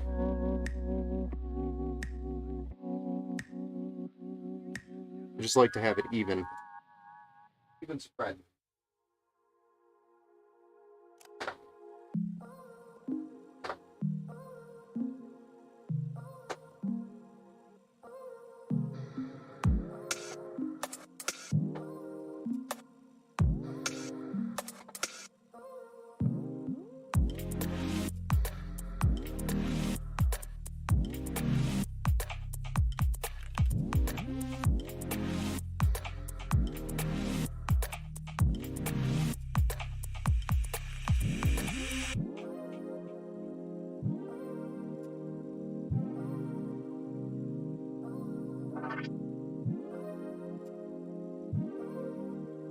I need some black latex gloves building. Get fingerprints and smudges when building. That's why I wear them, man. I can't stand, especially for a customer's build. I don't want to send them a build with a bunch of fingerprints all over the place. And I'm Italian, so I've got this Italian oily skin. I don't really want to, again, send a greasy, fingerprinty build to them. I wear the gloves. It really helps keep those fingerprints and thermal paste messes out of everything. Yeah, it's the best thing you could do when you're building. Still somehow got thermal paste on the new glove. Somehow. I don't even know how that was possible. It's just magic. It gets everywhere.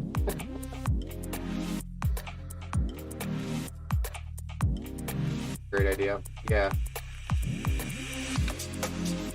Like, if it's my build, I could probably care a little bit less, and I don't really care about fingerprints on my build, but if it's somebody else's build, I want to make sure, obviously, I'm doing everything I can to keep it nice and clean. While it's in my hand, being well taken care of. So now we got a pump and an RGB player that we have to fill in. Thankfully, we can just run it right here through the top. Probably throw a zip tie on it. Make them look clean. This pump actually will run through this back top port here and back through the side.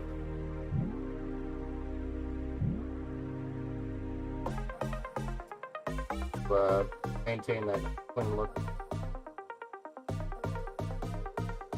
As the pump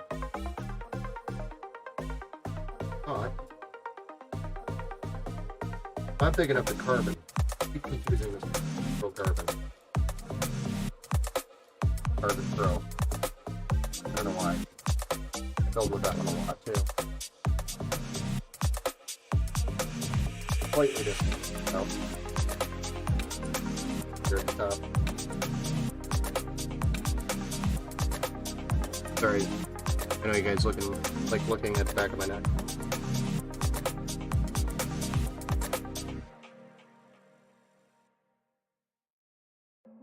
Okay, so I guess one of the last things I want to plug in up here while we're here is a RGB wire called the Deep Cool Fans.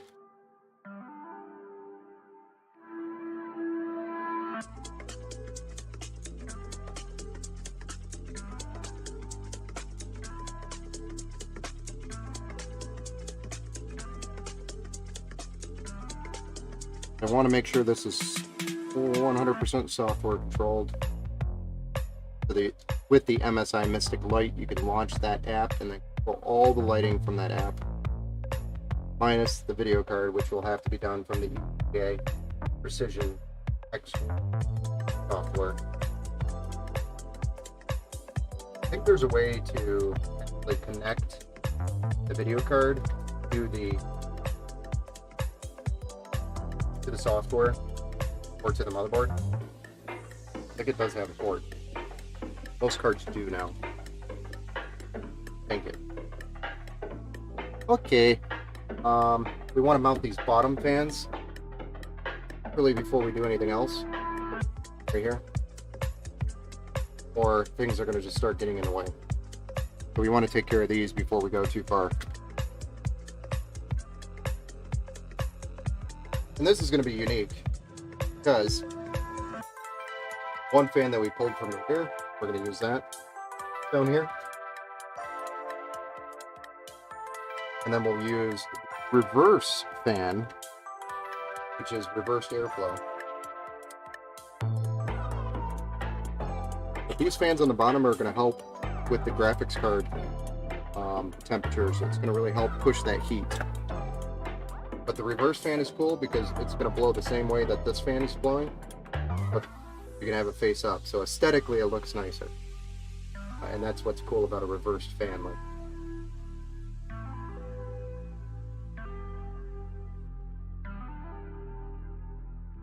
And all it is the fins are backwards from the are different from the other fan, reversed.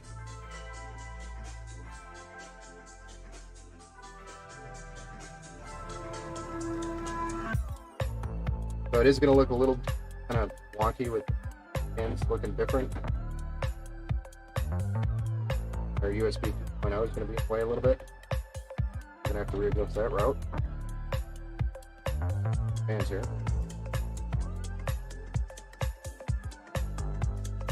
Okay. That. You can do that. That happened.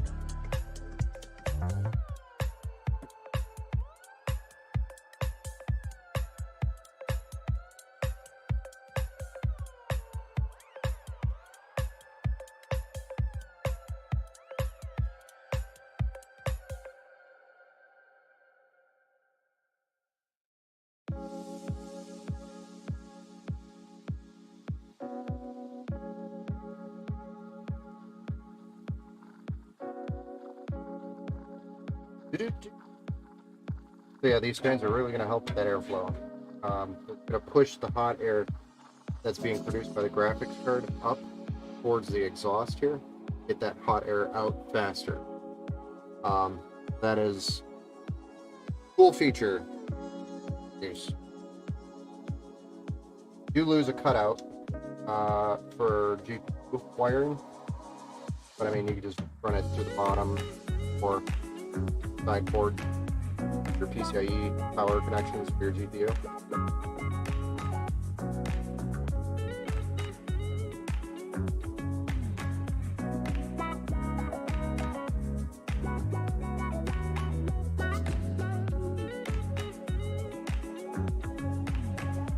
These are not RGB fans, which is probably a slight minus.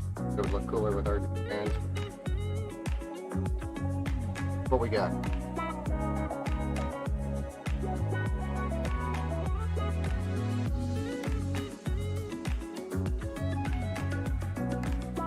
So this build technically has a grand total of 6, 9, 11 fans. We got 11 fans in this build. That is where the majority of my time was spent, and still going to spend plugging them in on the backside.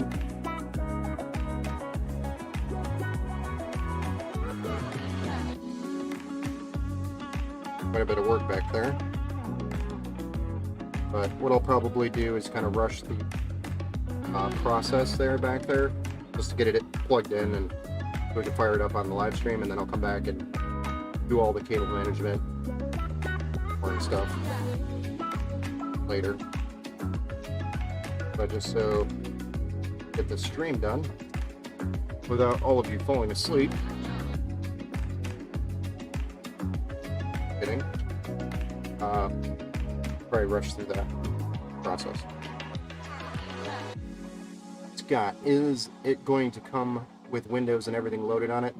Actually, I'm going to take all the parts out of the box, package it all up, really, send it to you so it's a build kit. So it will not be ready plug and play.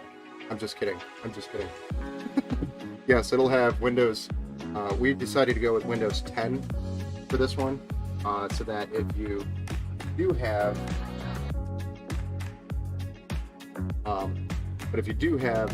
a need for Windows 10, it's there. Then you can always upgrade to Windows 11. But yes, it'll have Windows 10 Pro already installed, as well as all the drivers, all the updates, and literally it's just going to be pull it out of the box, plug it in, fire it up, and it's ready to go.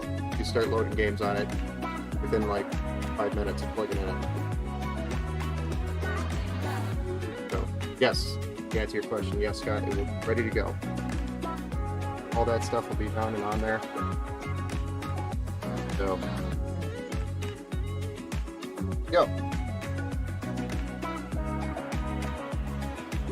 All right, let's I think it's time to do the graphics card. What do you guys think?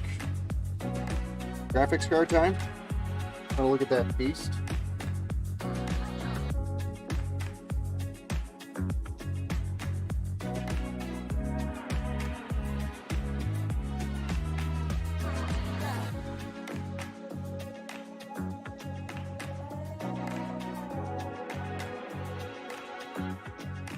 And ladies and gentlemen, the 3070 Ti.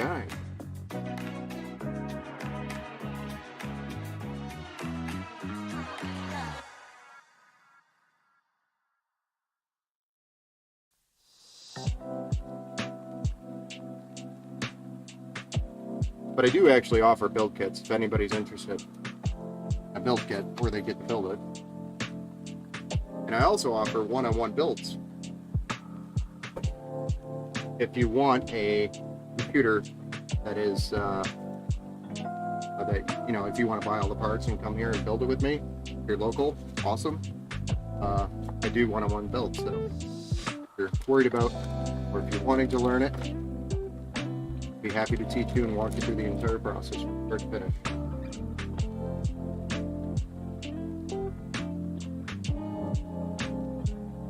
One note on your question though, Scott, if you're still there, I do ship the computers with the video card unplugged. The reason why I do that is because the card will be mounted here, like so, and during shipping it does vibrations up and down, and it doesn't matter how well you pack it. I can pack it with foam underneath and on top and pack it nice and tight to the point where nothing's going to move no matter how much I shake this thing. Somehow UPS will just somehow decide to find out a way to destroy either your card, the connection that plugs into the motherboard, or the motherboard slot. So I do ship these unplugged, but it's only going to take about 2 minutes, 3 minutes for you to plug one of these in. So literally all you'll have to do is pull this out of the packaging, slot it, screw it in, plug the power cord in, and you're good to go. And I'm also available for support to walk you through the entire process as well. But this will ensure that this video card, this motherboard port, will arrive intact 100%, because that's 9 times out of 10 that's the most common damage in a computer being shipped. But it will ensure that the product will arrive fully functional. The last thing I want to do is ship something and it get damaged in shipping, and then you have a broken computer on the day it arrives. That's kind of a shitty experience.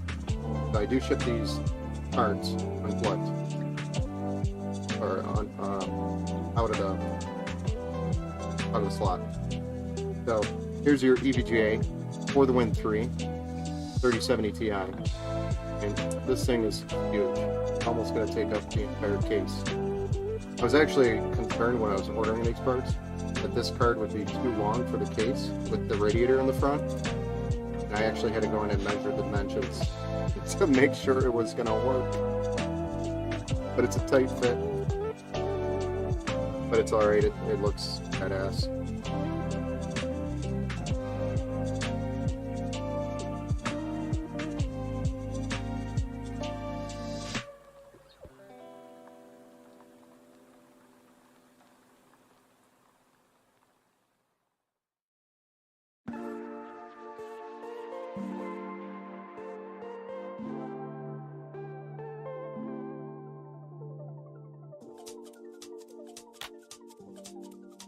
Oh.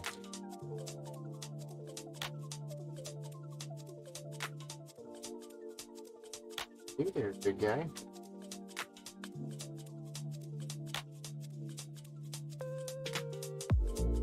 All you got to do is line it up with the slot at the top. J6 usually labeled 1.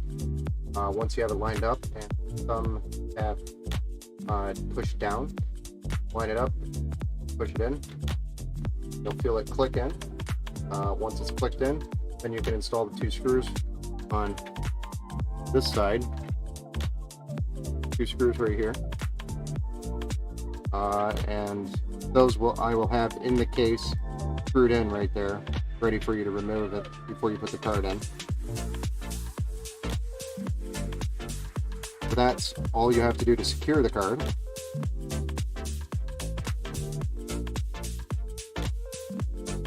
And then you will have 2 power cords that get plugged in right here.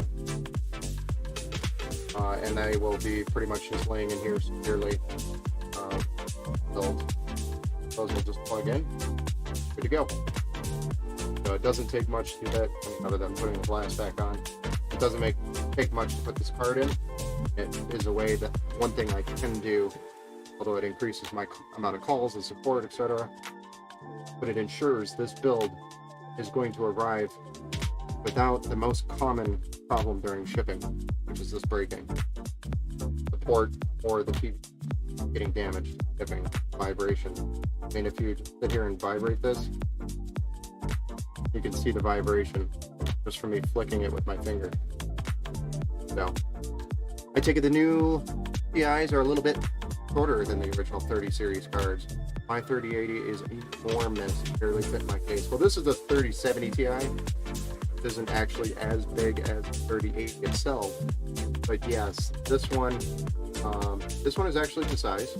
It's the right size for a 3070 Ti. 3080s are probably just slightly longer, so the 3080 would barely fit. I would be actually very concerned. You might be able to get it. You might actually have to take this fan off, this middle fan, which you to make that fit. And then you actually have a nice little shelf lead. But yeah, you can gain some extra length here. There we go. That is all done. I'm going to peel that off. And now we can actually start with the power cords.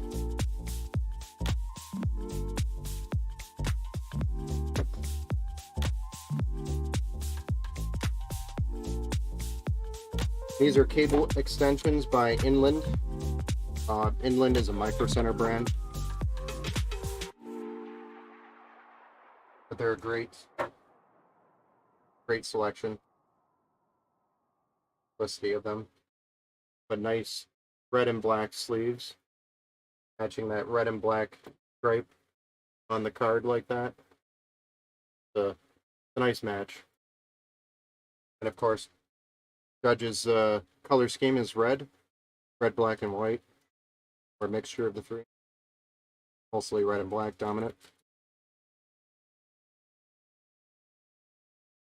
That's kind of what I was aiming for. Just to give it a little bit of flair.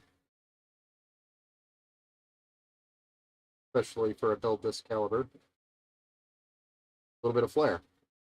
So we're going to do some cable combs. Kind of like twist ties. They're very repetitive. I enjoy them a lot. Normally I hire my 10-year-old daughter to do these. Saves me some time. Gotten really good at them, actually.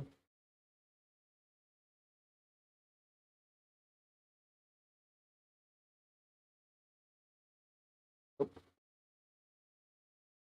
Probably better than me.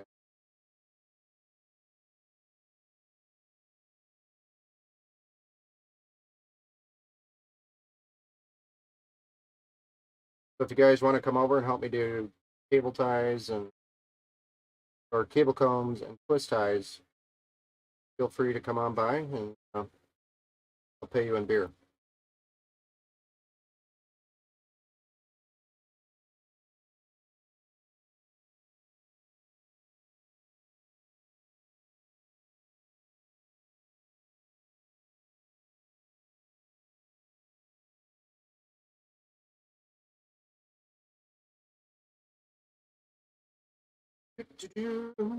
This rig could play anything, even at 4K with decent frames. Yes, yes, I completely 100% agree with you there. That is correct. This thing will literally play anything. So it is a beautiful giveaway PC. Like, not your entry level build. This has got some flair and spice to it.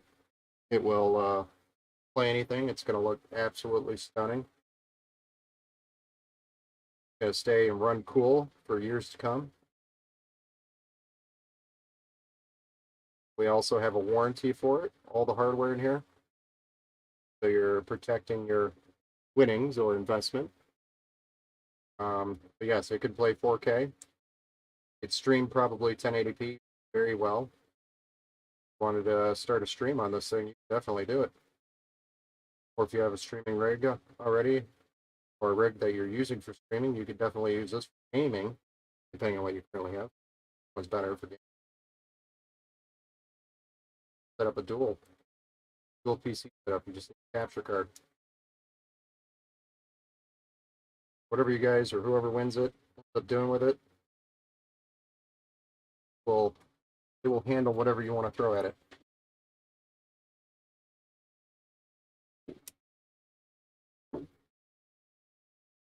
Mixing.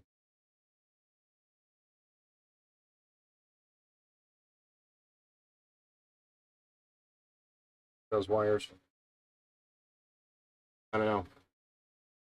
Blending in with that red here. Tasty. I like it. I like it a lot. So I guess the question here is, cables for the graphics card, should they go over the top of the graphics card or down and under?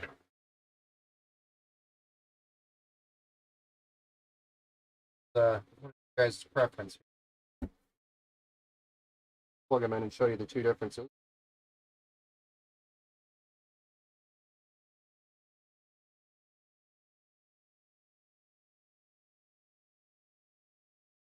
A down and under example like this, or go up and over, would look like that.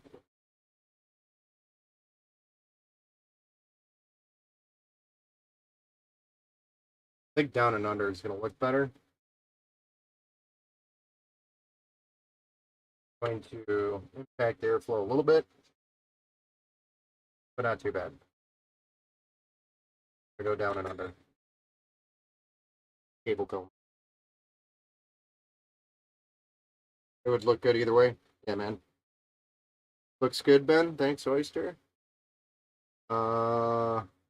Need a 4K monitor with high refresh rate, at least 32 or bigger. Yeah, I mean, if you're playing 4K, spending the money to play 4K, I mean, you may as well invest in the right peripherals to enjoy the 4K. So, yes. I'd say down and under. Yeah, I totally agree. I'm a down and under type of guy. Not going to lie. But I do like to ask and see what other people are. Especially if one of these could be yours. Or this could be one of yours. Words are hard.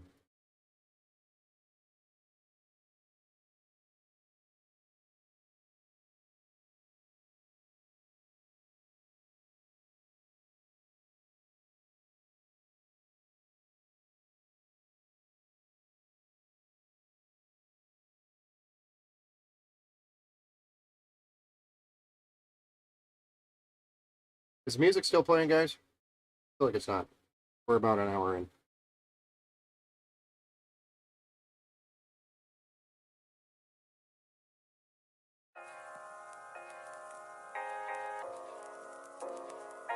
I need to adjust that playlist that I'm using right now. It doesn't have quite the right length to streams. I just gotta spend some time on it and clean it up. Sorry, guys.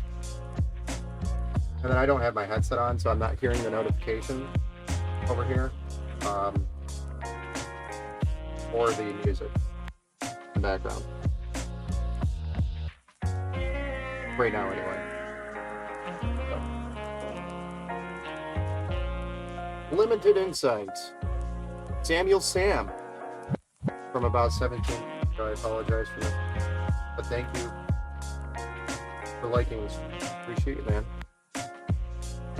Always feel free to stop in, follow us. If you want to check out more of our builds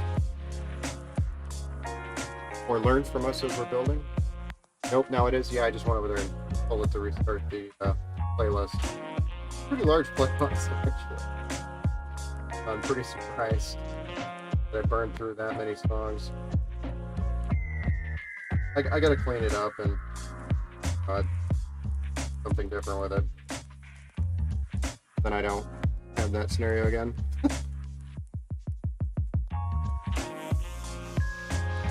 And let me know if the music's too loud, like if it's interfering with hearing, or volumes are right and tight.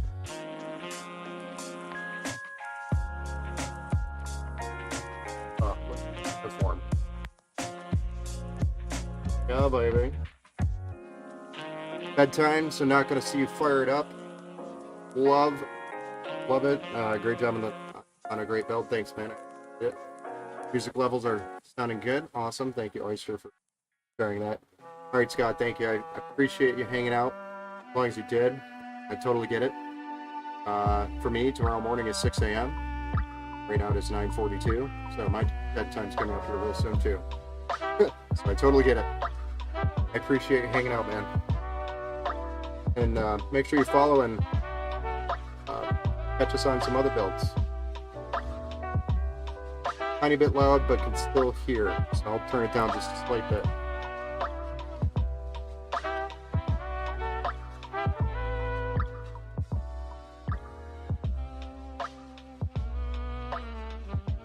Okay, so is that better? The music? I did move my microphone around too, a little bit.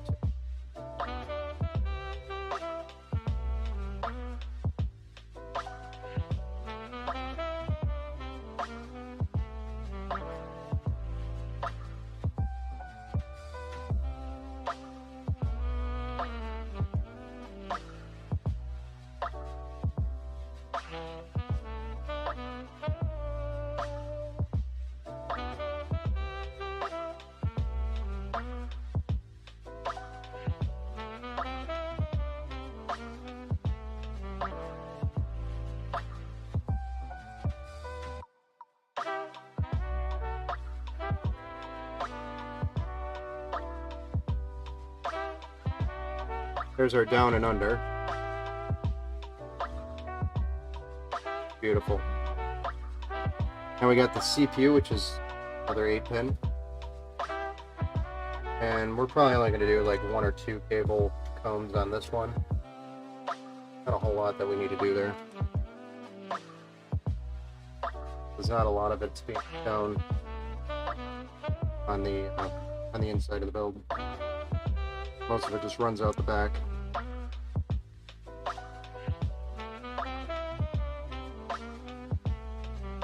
Say 1 or 2.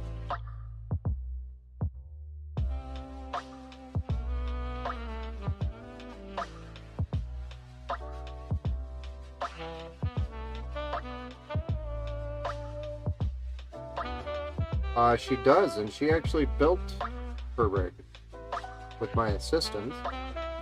But she has a Leon Lee Landcool 2 mesh case, so it's a pretty large case. It's got the glass panels on both sides, but she has a 12th generation Intel processor. She chose, but she is rocking the 690 with DDR4. Yes, raising her right. And recently, she was actually using a GTX 760, but that card finally passed on. It was actually my GTX 760 from way back when. I mean, all she does is Roblox and Minecraft, nothing super crazy. But she just recently upgraded to a GTX 1660 Super. Now she's really rolling the FPS when she's playing. Now she plays actually a lot more Valorant. But she's really rolling the FPS and kicking the boys' butts. So, yeah, she has a pretty good build. Yeah. I mean, she earns it. No, I said you have a good build. They were asking about your computer. So yes, you're good at Valorant.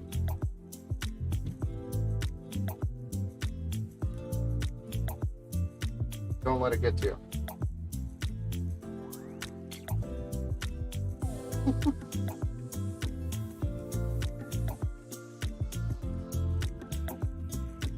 There's a little secret. A lot of the cable ties come with the 3-pin cable ties.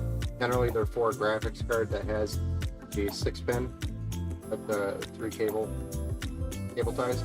I'll put them in the center of the cable. It does flip between the two, and it holds a pretty good gap between the two. And it just holds it together. Around. You and her play Valorant together? Actually, I don't really play Valorant. She plays with her uncles and a couple of friends. So, I just honestly never tried it. Never tried to get into it. Looks fun and looks interesting. Kind of like CSGO, but Fortnite.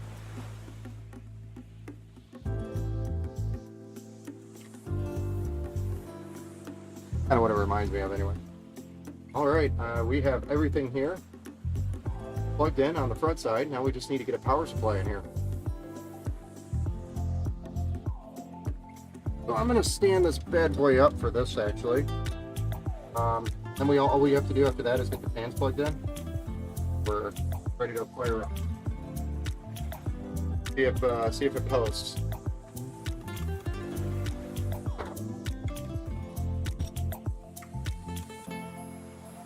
We're putting in here a 150 watt gold certified fully modular power supply.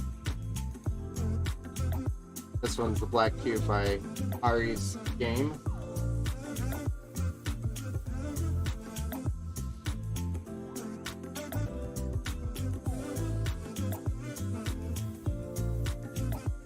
Normally I would use EVGA, but I was trying to get I had to squeeze in the 3070 Ti for this.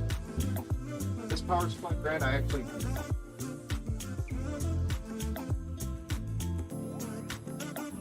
has a 10-year warranty on it. Quite a bit. And I've never had a problem with them. Ever. Alright.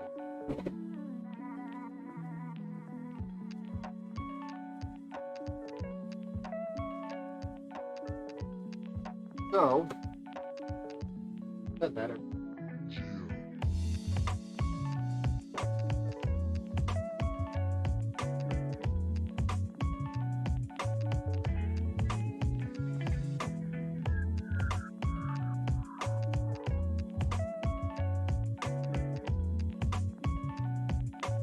Good PSU brand. Yeah. They did have an issue with one of their series, their gold series, like the very early on series power supply,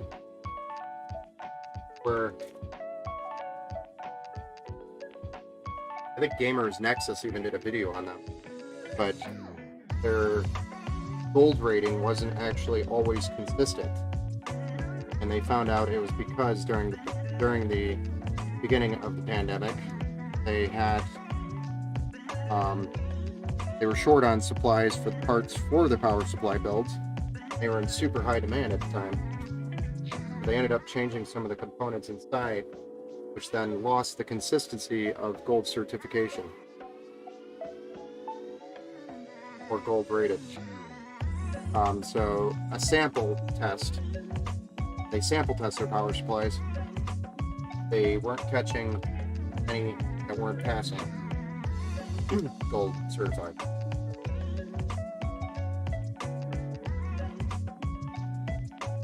But they later, after Gamer Nexus brought it to their attention, they did change it so that it was marketed as a 80 plus power supply. They didn't specify the rating, which means it's equivalent to a white level.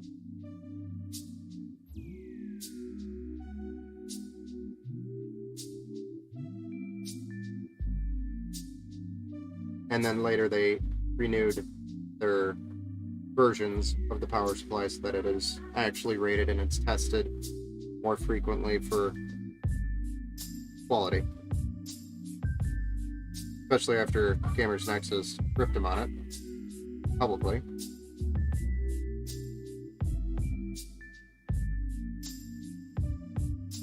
So with a modular power supply, that just means all the cables are disconnected and you can add the cables that you need.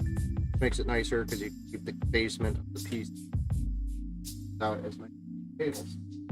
For graphics cards, if you are a situation like this where you have two PCIe connections, make sure you use two cables.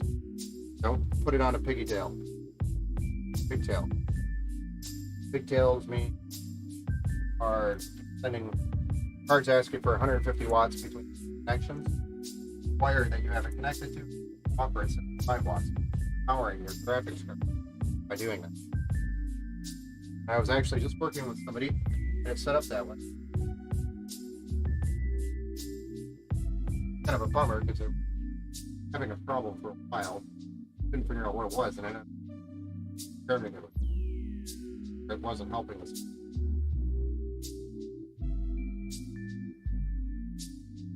But if you're ever doing your own install, make sure you are paying attention to that. Interesting. Didn't know that about them. Yes. Yeah, you could look it up on Gamers Nexus. They have a video on it actually. It was from a little while ago, so. But all you gotta do is rscame Gamers Nexus and you'll find it. Gigabyte has horrible power supplies. Yes. Gamers Nexus, once again, they plugged that sucker in and they made those things pop. They exploded on them. At least rscame didn't do that.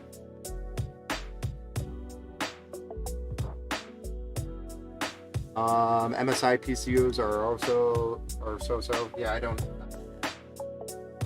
They should just stick to motherboards and graphics cards. keep trying to enter different areas like the AIO coolers and power supplies and cases, trying to make everything their own brand. The only thing I really haven't got into SSD and RAM.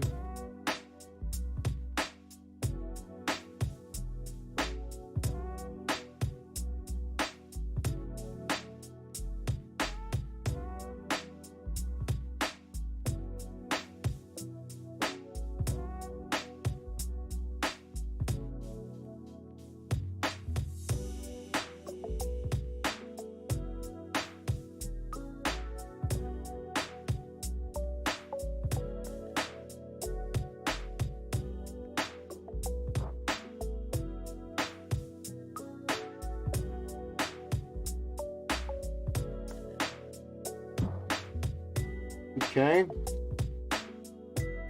well, if that's done, flip this on its back like that, on its side, and oh boy, are we gonna have some fun.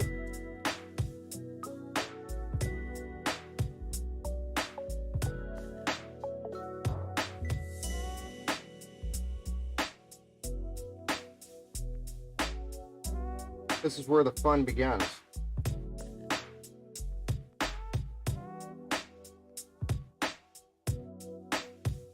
But I wouldn't have it any other way.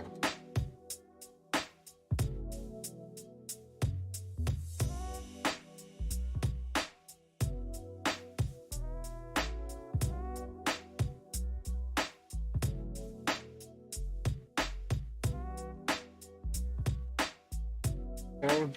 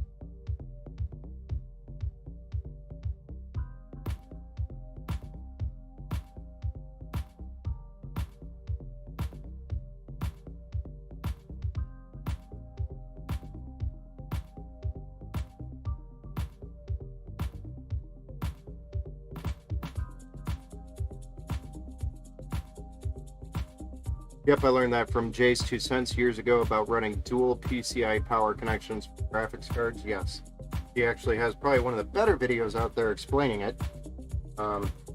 Simply put, that you need those two connections because you're choking your power supply at that point if you don't, or your video card.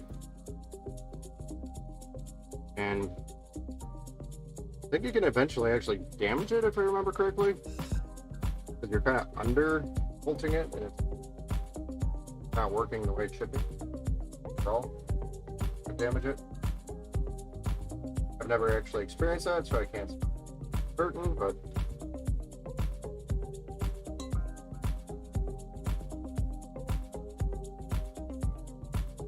definitely want to avoid doing it.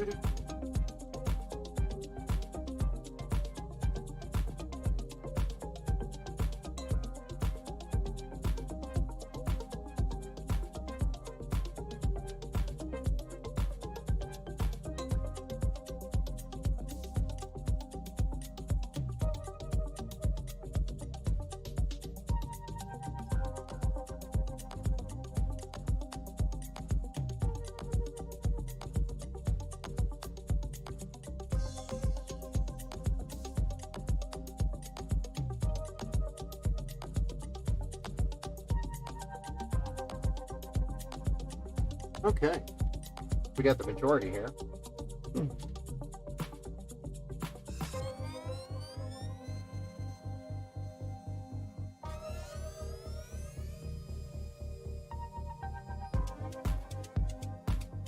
Oh, ignore the Windex trying to interfere with the. I need my hubs. My hubs. Learned. Yep, I heard NVIDIA Next Gen graphics card will need almost 1K watt power supply for the high-end 4090. Yeah, I mean right now as it is, I would build.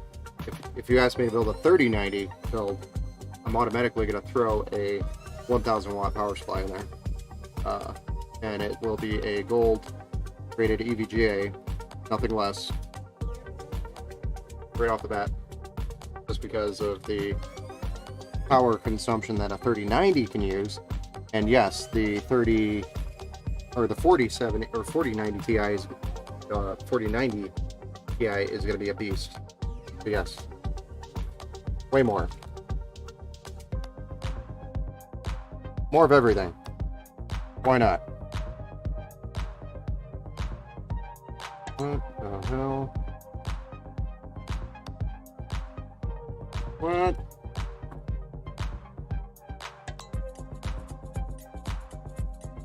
I didn't open the box. So I'm sitting over here losing cables.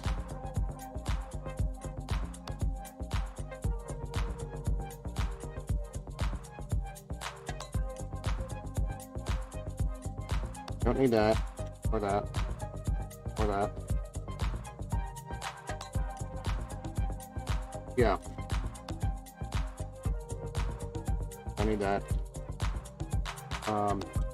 So we want this PWM fan hub for the CPU on the inside of the radiator. Might as well wear this one. Was right out the top here. And then we have another one for the top fans. They'll just run to the side here.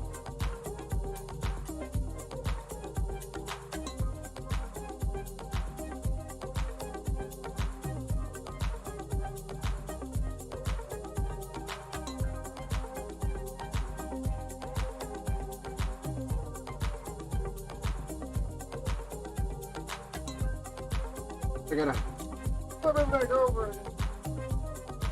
Okay.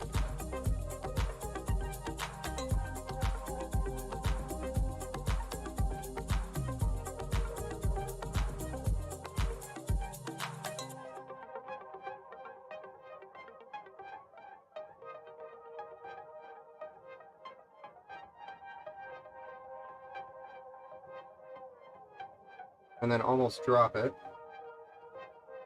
Huh?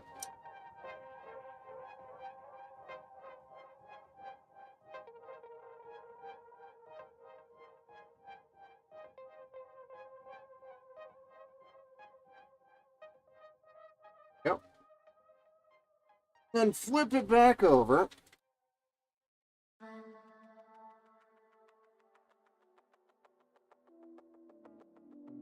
Now I have proper hub here for this one. Proper hub here for this one.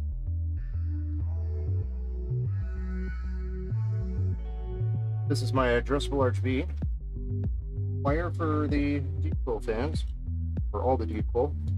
Oh. Gonna daisy off each other in a way.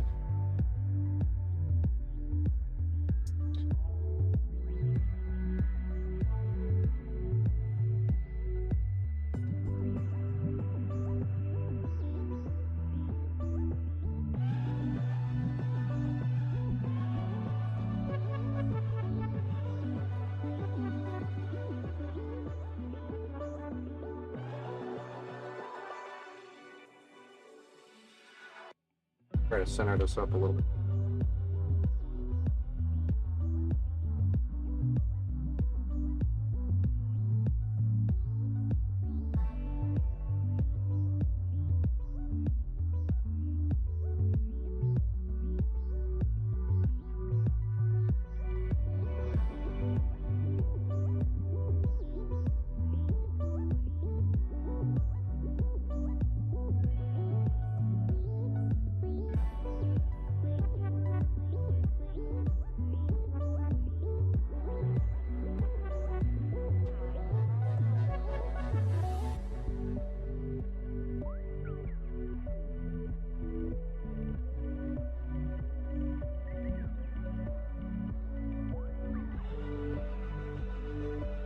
Oh, goodness.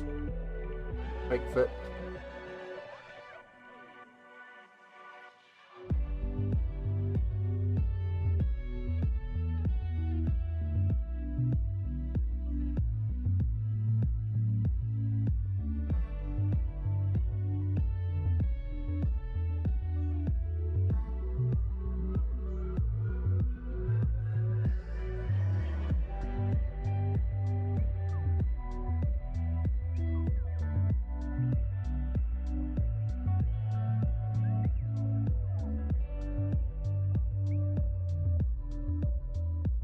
Sorry, I know I'm just kind of ignoring all of you. Trying to get this wrapped up, man. Cables can be tedious and they take a little bit of focus and get old and tired.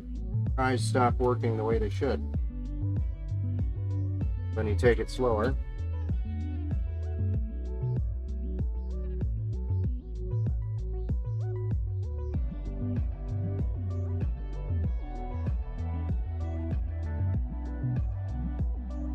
But in order for us to fire this bad boy up with the addressable Rgb, finish.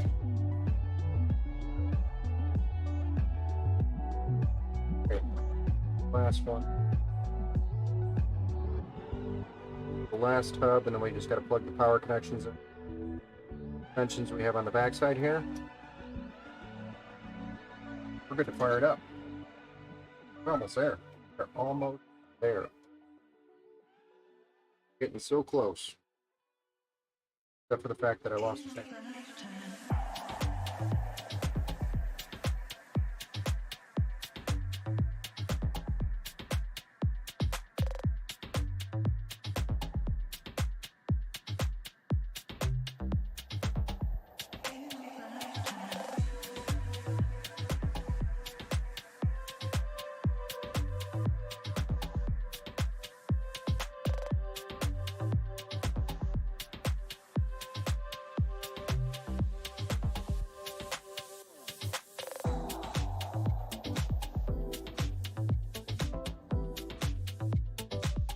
Sorry, my head's there. I like to stick my head there.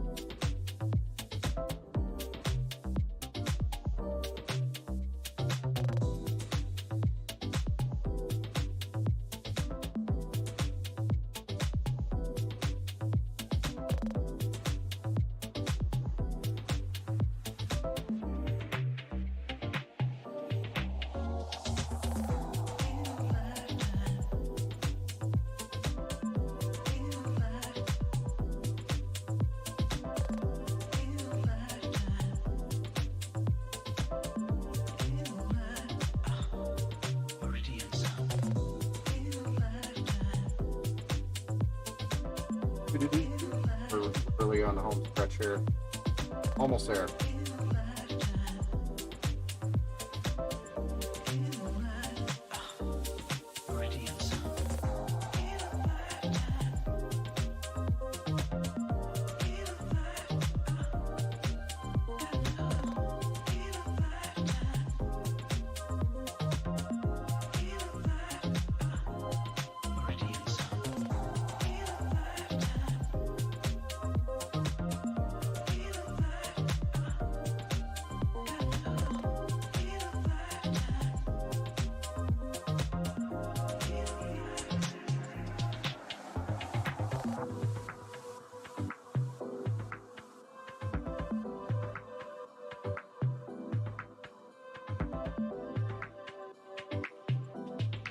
Again, I'm going to come back and redo all of this cable management, and it's going to look sexy and clean on the backside.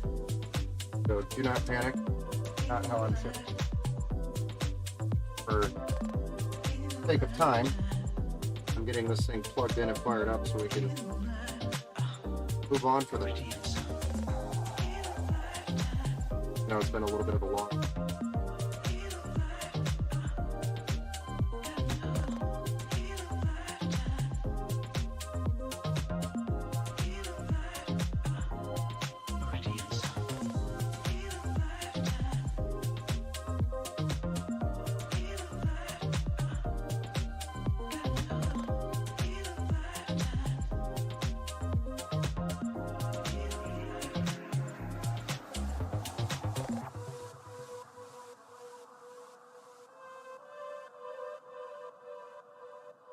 Here we are. We have two individual PCI power cords for the graphics card.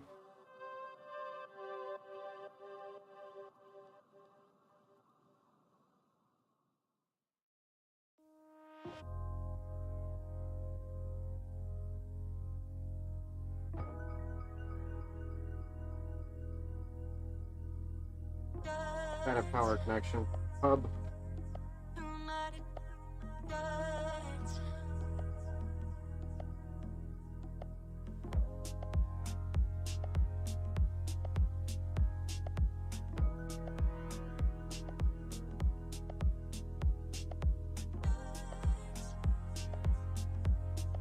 Want to keep these wires out of the fan. There's a fan there.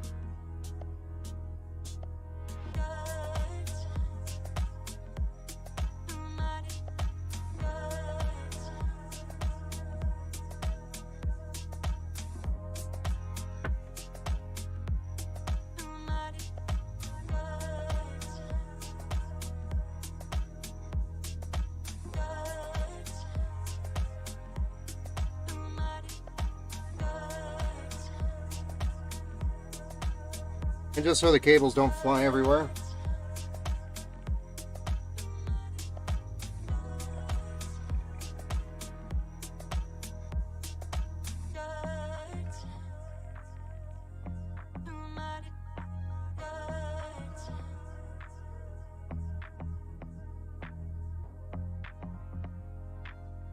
Again, I'm going to tidy up these cables and secure them better. They're not flying everywhere. Yeah. Let's see what happens when we power this beast on. To post or not to post.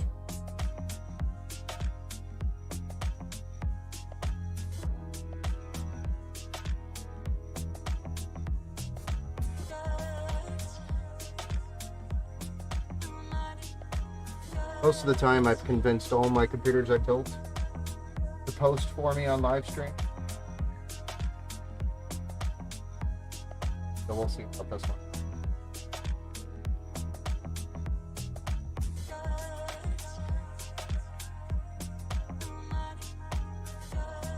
Well, get a USB port plugged in. All right. You guys ready for this? This thing looks beautiful, thank you. Let me shake the camera as I find my lights. I'm going to shut these lights off so the camera doesn't struggle with seeing the RGB on this thing. And then honestly, I don't know where the power button is.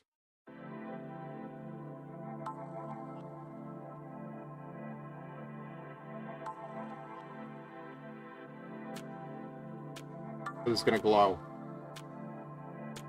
Oh yeah. Yeah, baby.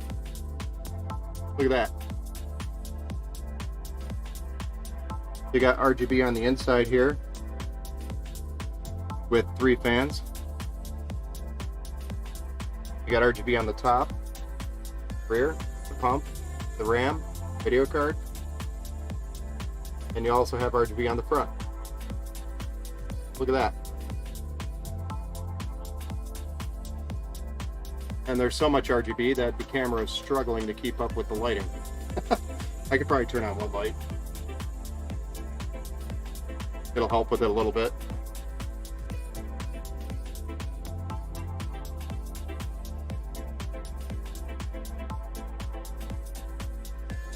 And we've got a post. We're at the BIOS right now. So we are ready to install Windows.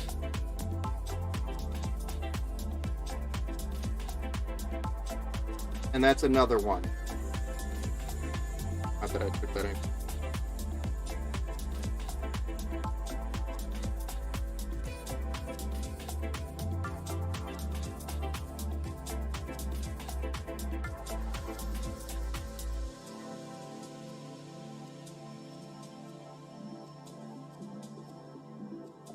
Yeah, I really like how the red kind of matches with that red on the graphics card. It It really just pops, and we can actually adjust this color to be like a red, and it'll really pop. I mean, there's so much lighting in here, it'll pop. It's beautiful. I did forget to pull the sticker off the pump, so I'll have to do that later. Oops.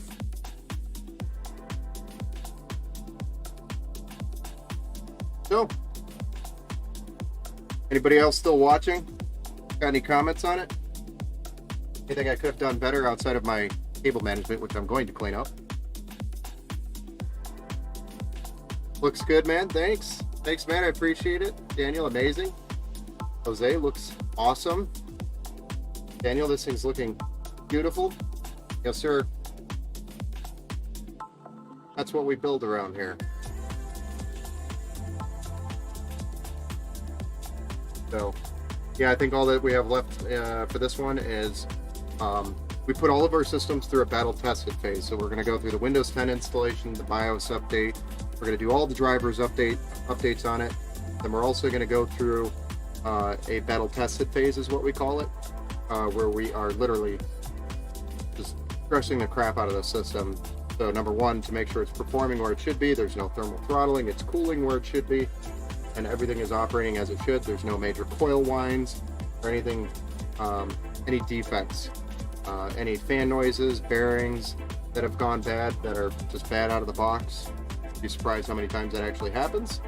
The last thing we want to do is set a computer and have a fan make a ticking noise.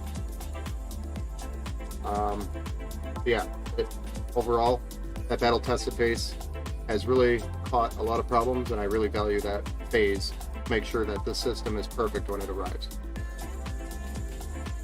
Wow, looks great, Ben. Thanks, Oyster. Definitely fire. Thanks, Daniel. I appreciate it.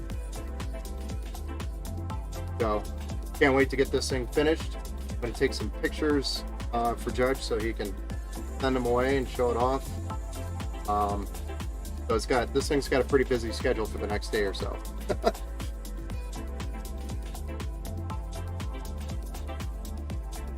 But yeah, guys, make sure you follow if you want to jump in and chat around other builds. I actually have another build streaming tomorrow that's going to be actually a much larger build tomorrow. But I have that build streamed same time tomorrow night, Eastern time, 7:30 p.m. And may have a couple of interruptions during that stream, so I may have to walk away from the stream a couple times, but outside of that, it's going to be a great build. It's an 011 with a 3080, RTX 3080, with the Ryzen 750 800X, I think it's X570 gaming edge motherboard, 32 gigs of RAM, and a 2 terabyte M.2, I believe, Gen 4. That's what's going to happen tomorrow. And then after that, we probably won't have a stream for a couple days. Looking forward to it. Awesome. Yeah, so make sure you jump in, and yeah, if you enjoyed chatting. And also, if you guys want to, I don't know, think about it, but what do you guys think about a basically a community game day where we pick a game to play and then we play it based off of like a poll or something, or pull from a hat, something like that. And then like old school game day, something like that. I don't know.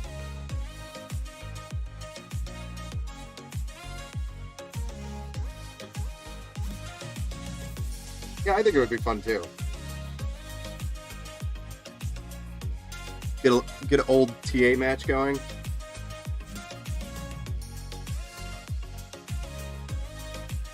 No, I'm just kidding. I don't know if I could do TA. There's too much time invested. For sure. Yeah. Well, guys, I'm all set here. This is as far as I'm going to take you on the stream. I'll leave it up so you guys can pop in and check out the build for a while.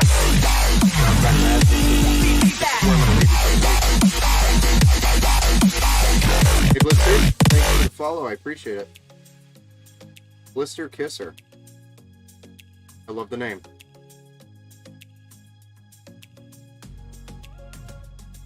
So tomorrow we'll have a the build, and I'll see you guys then.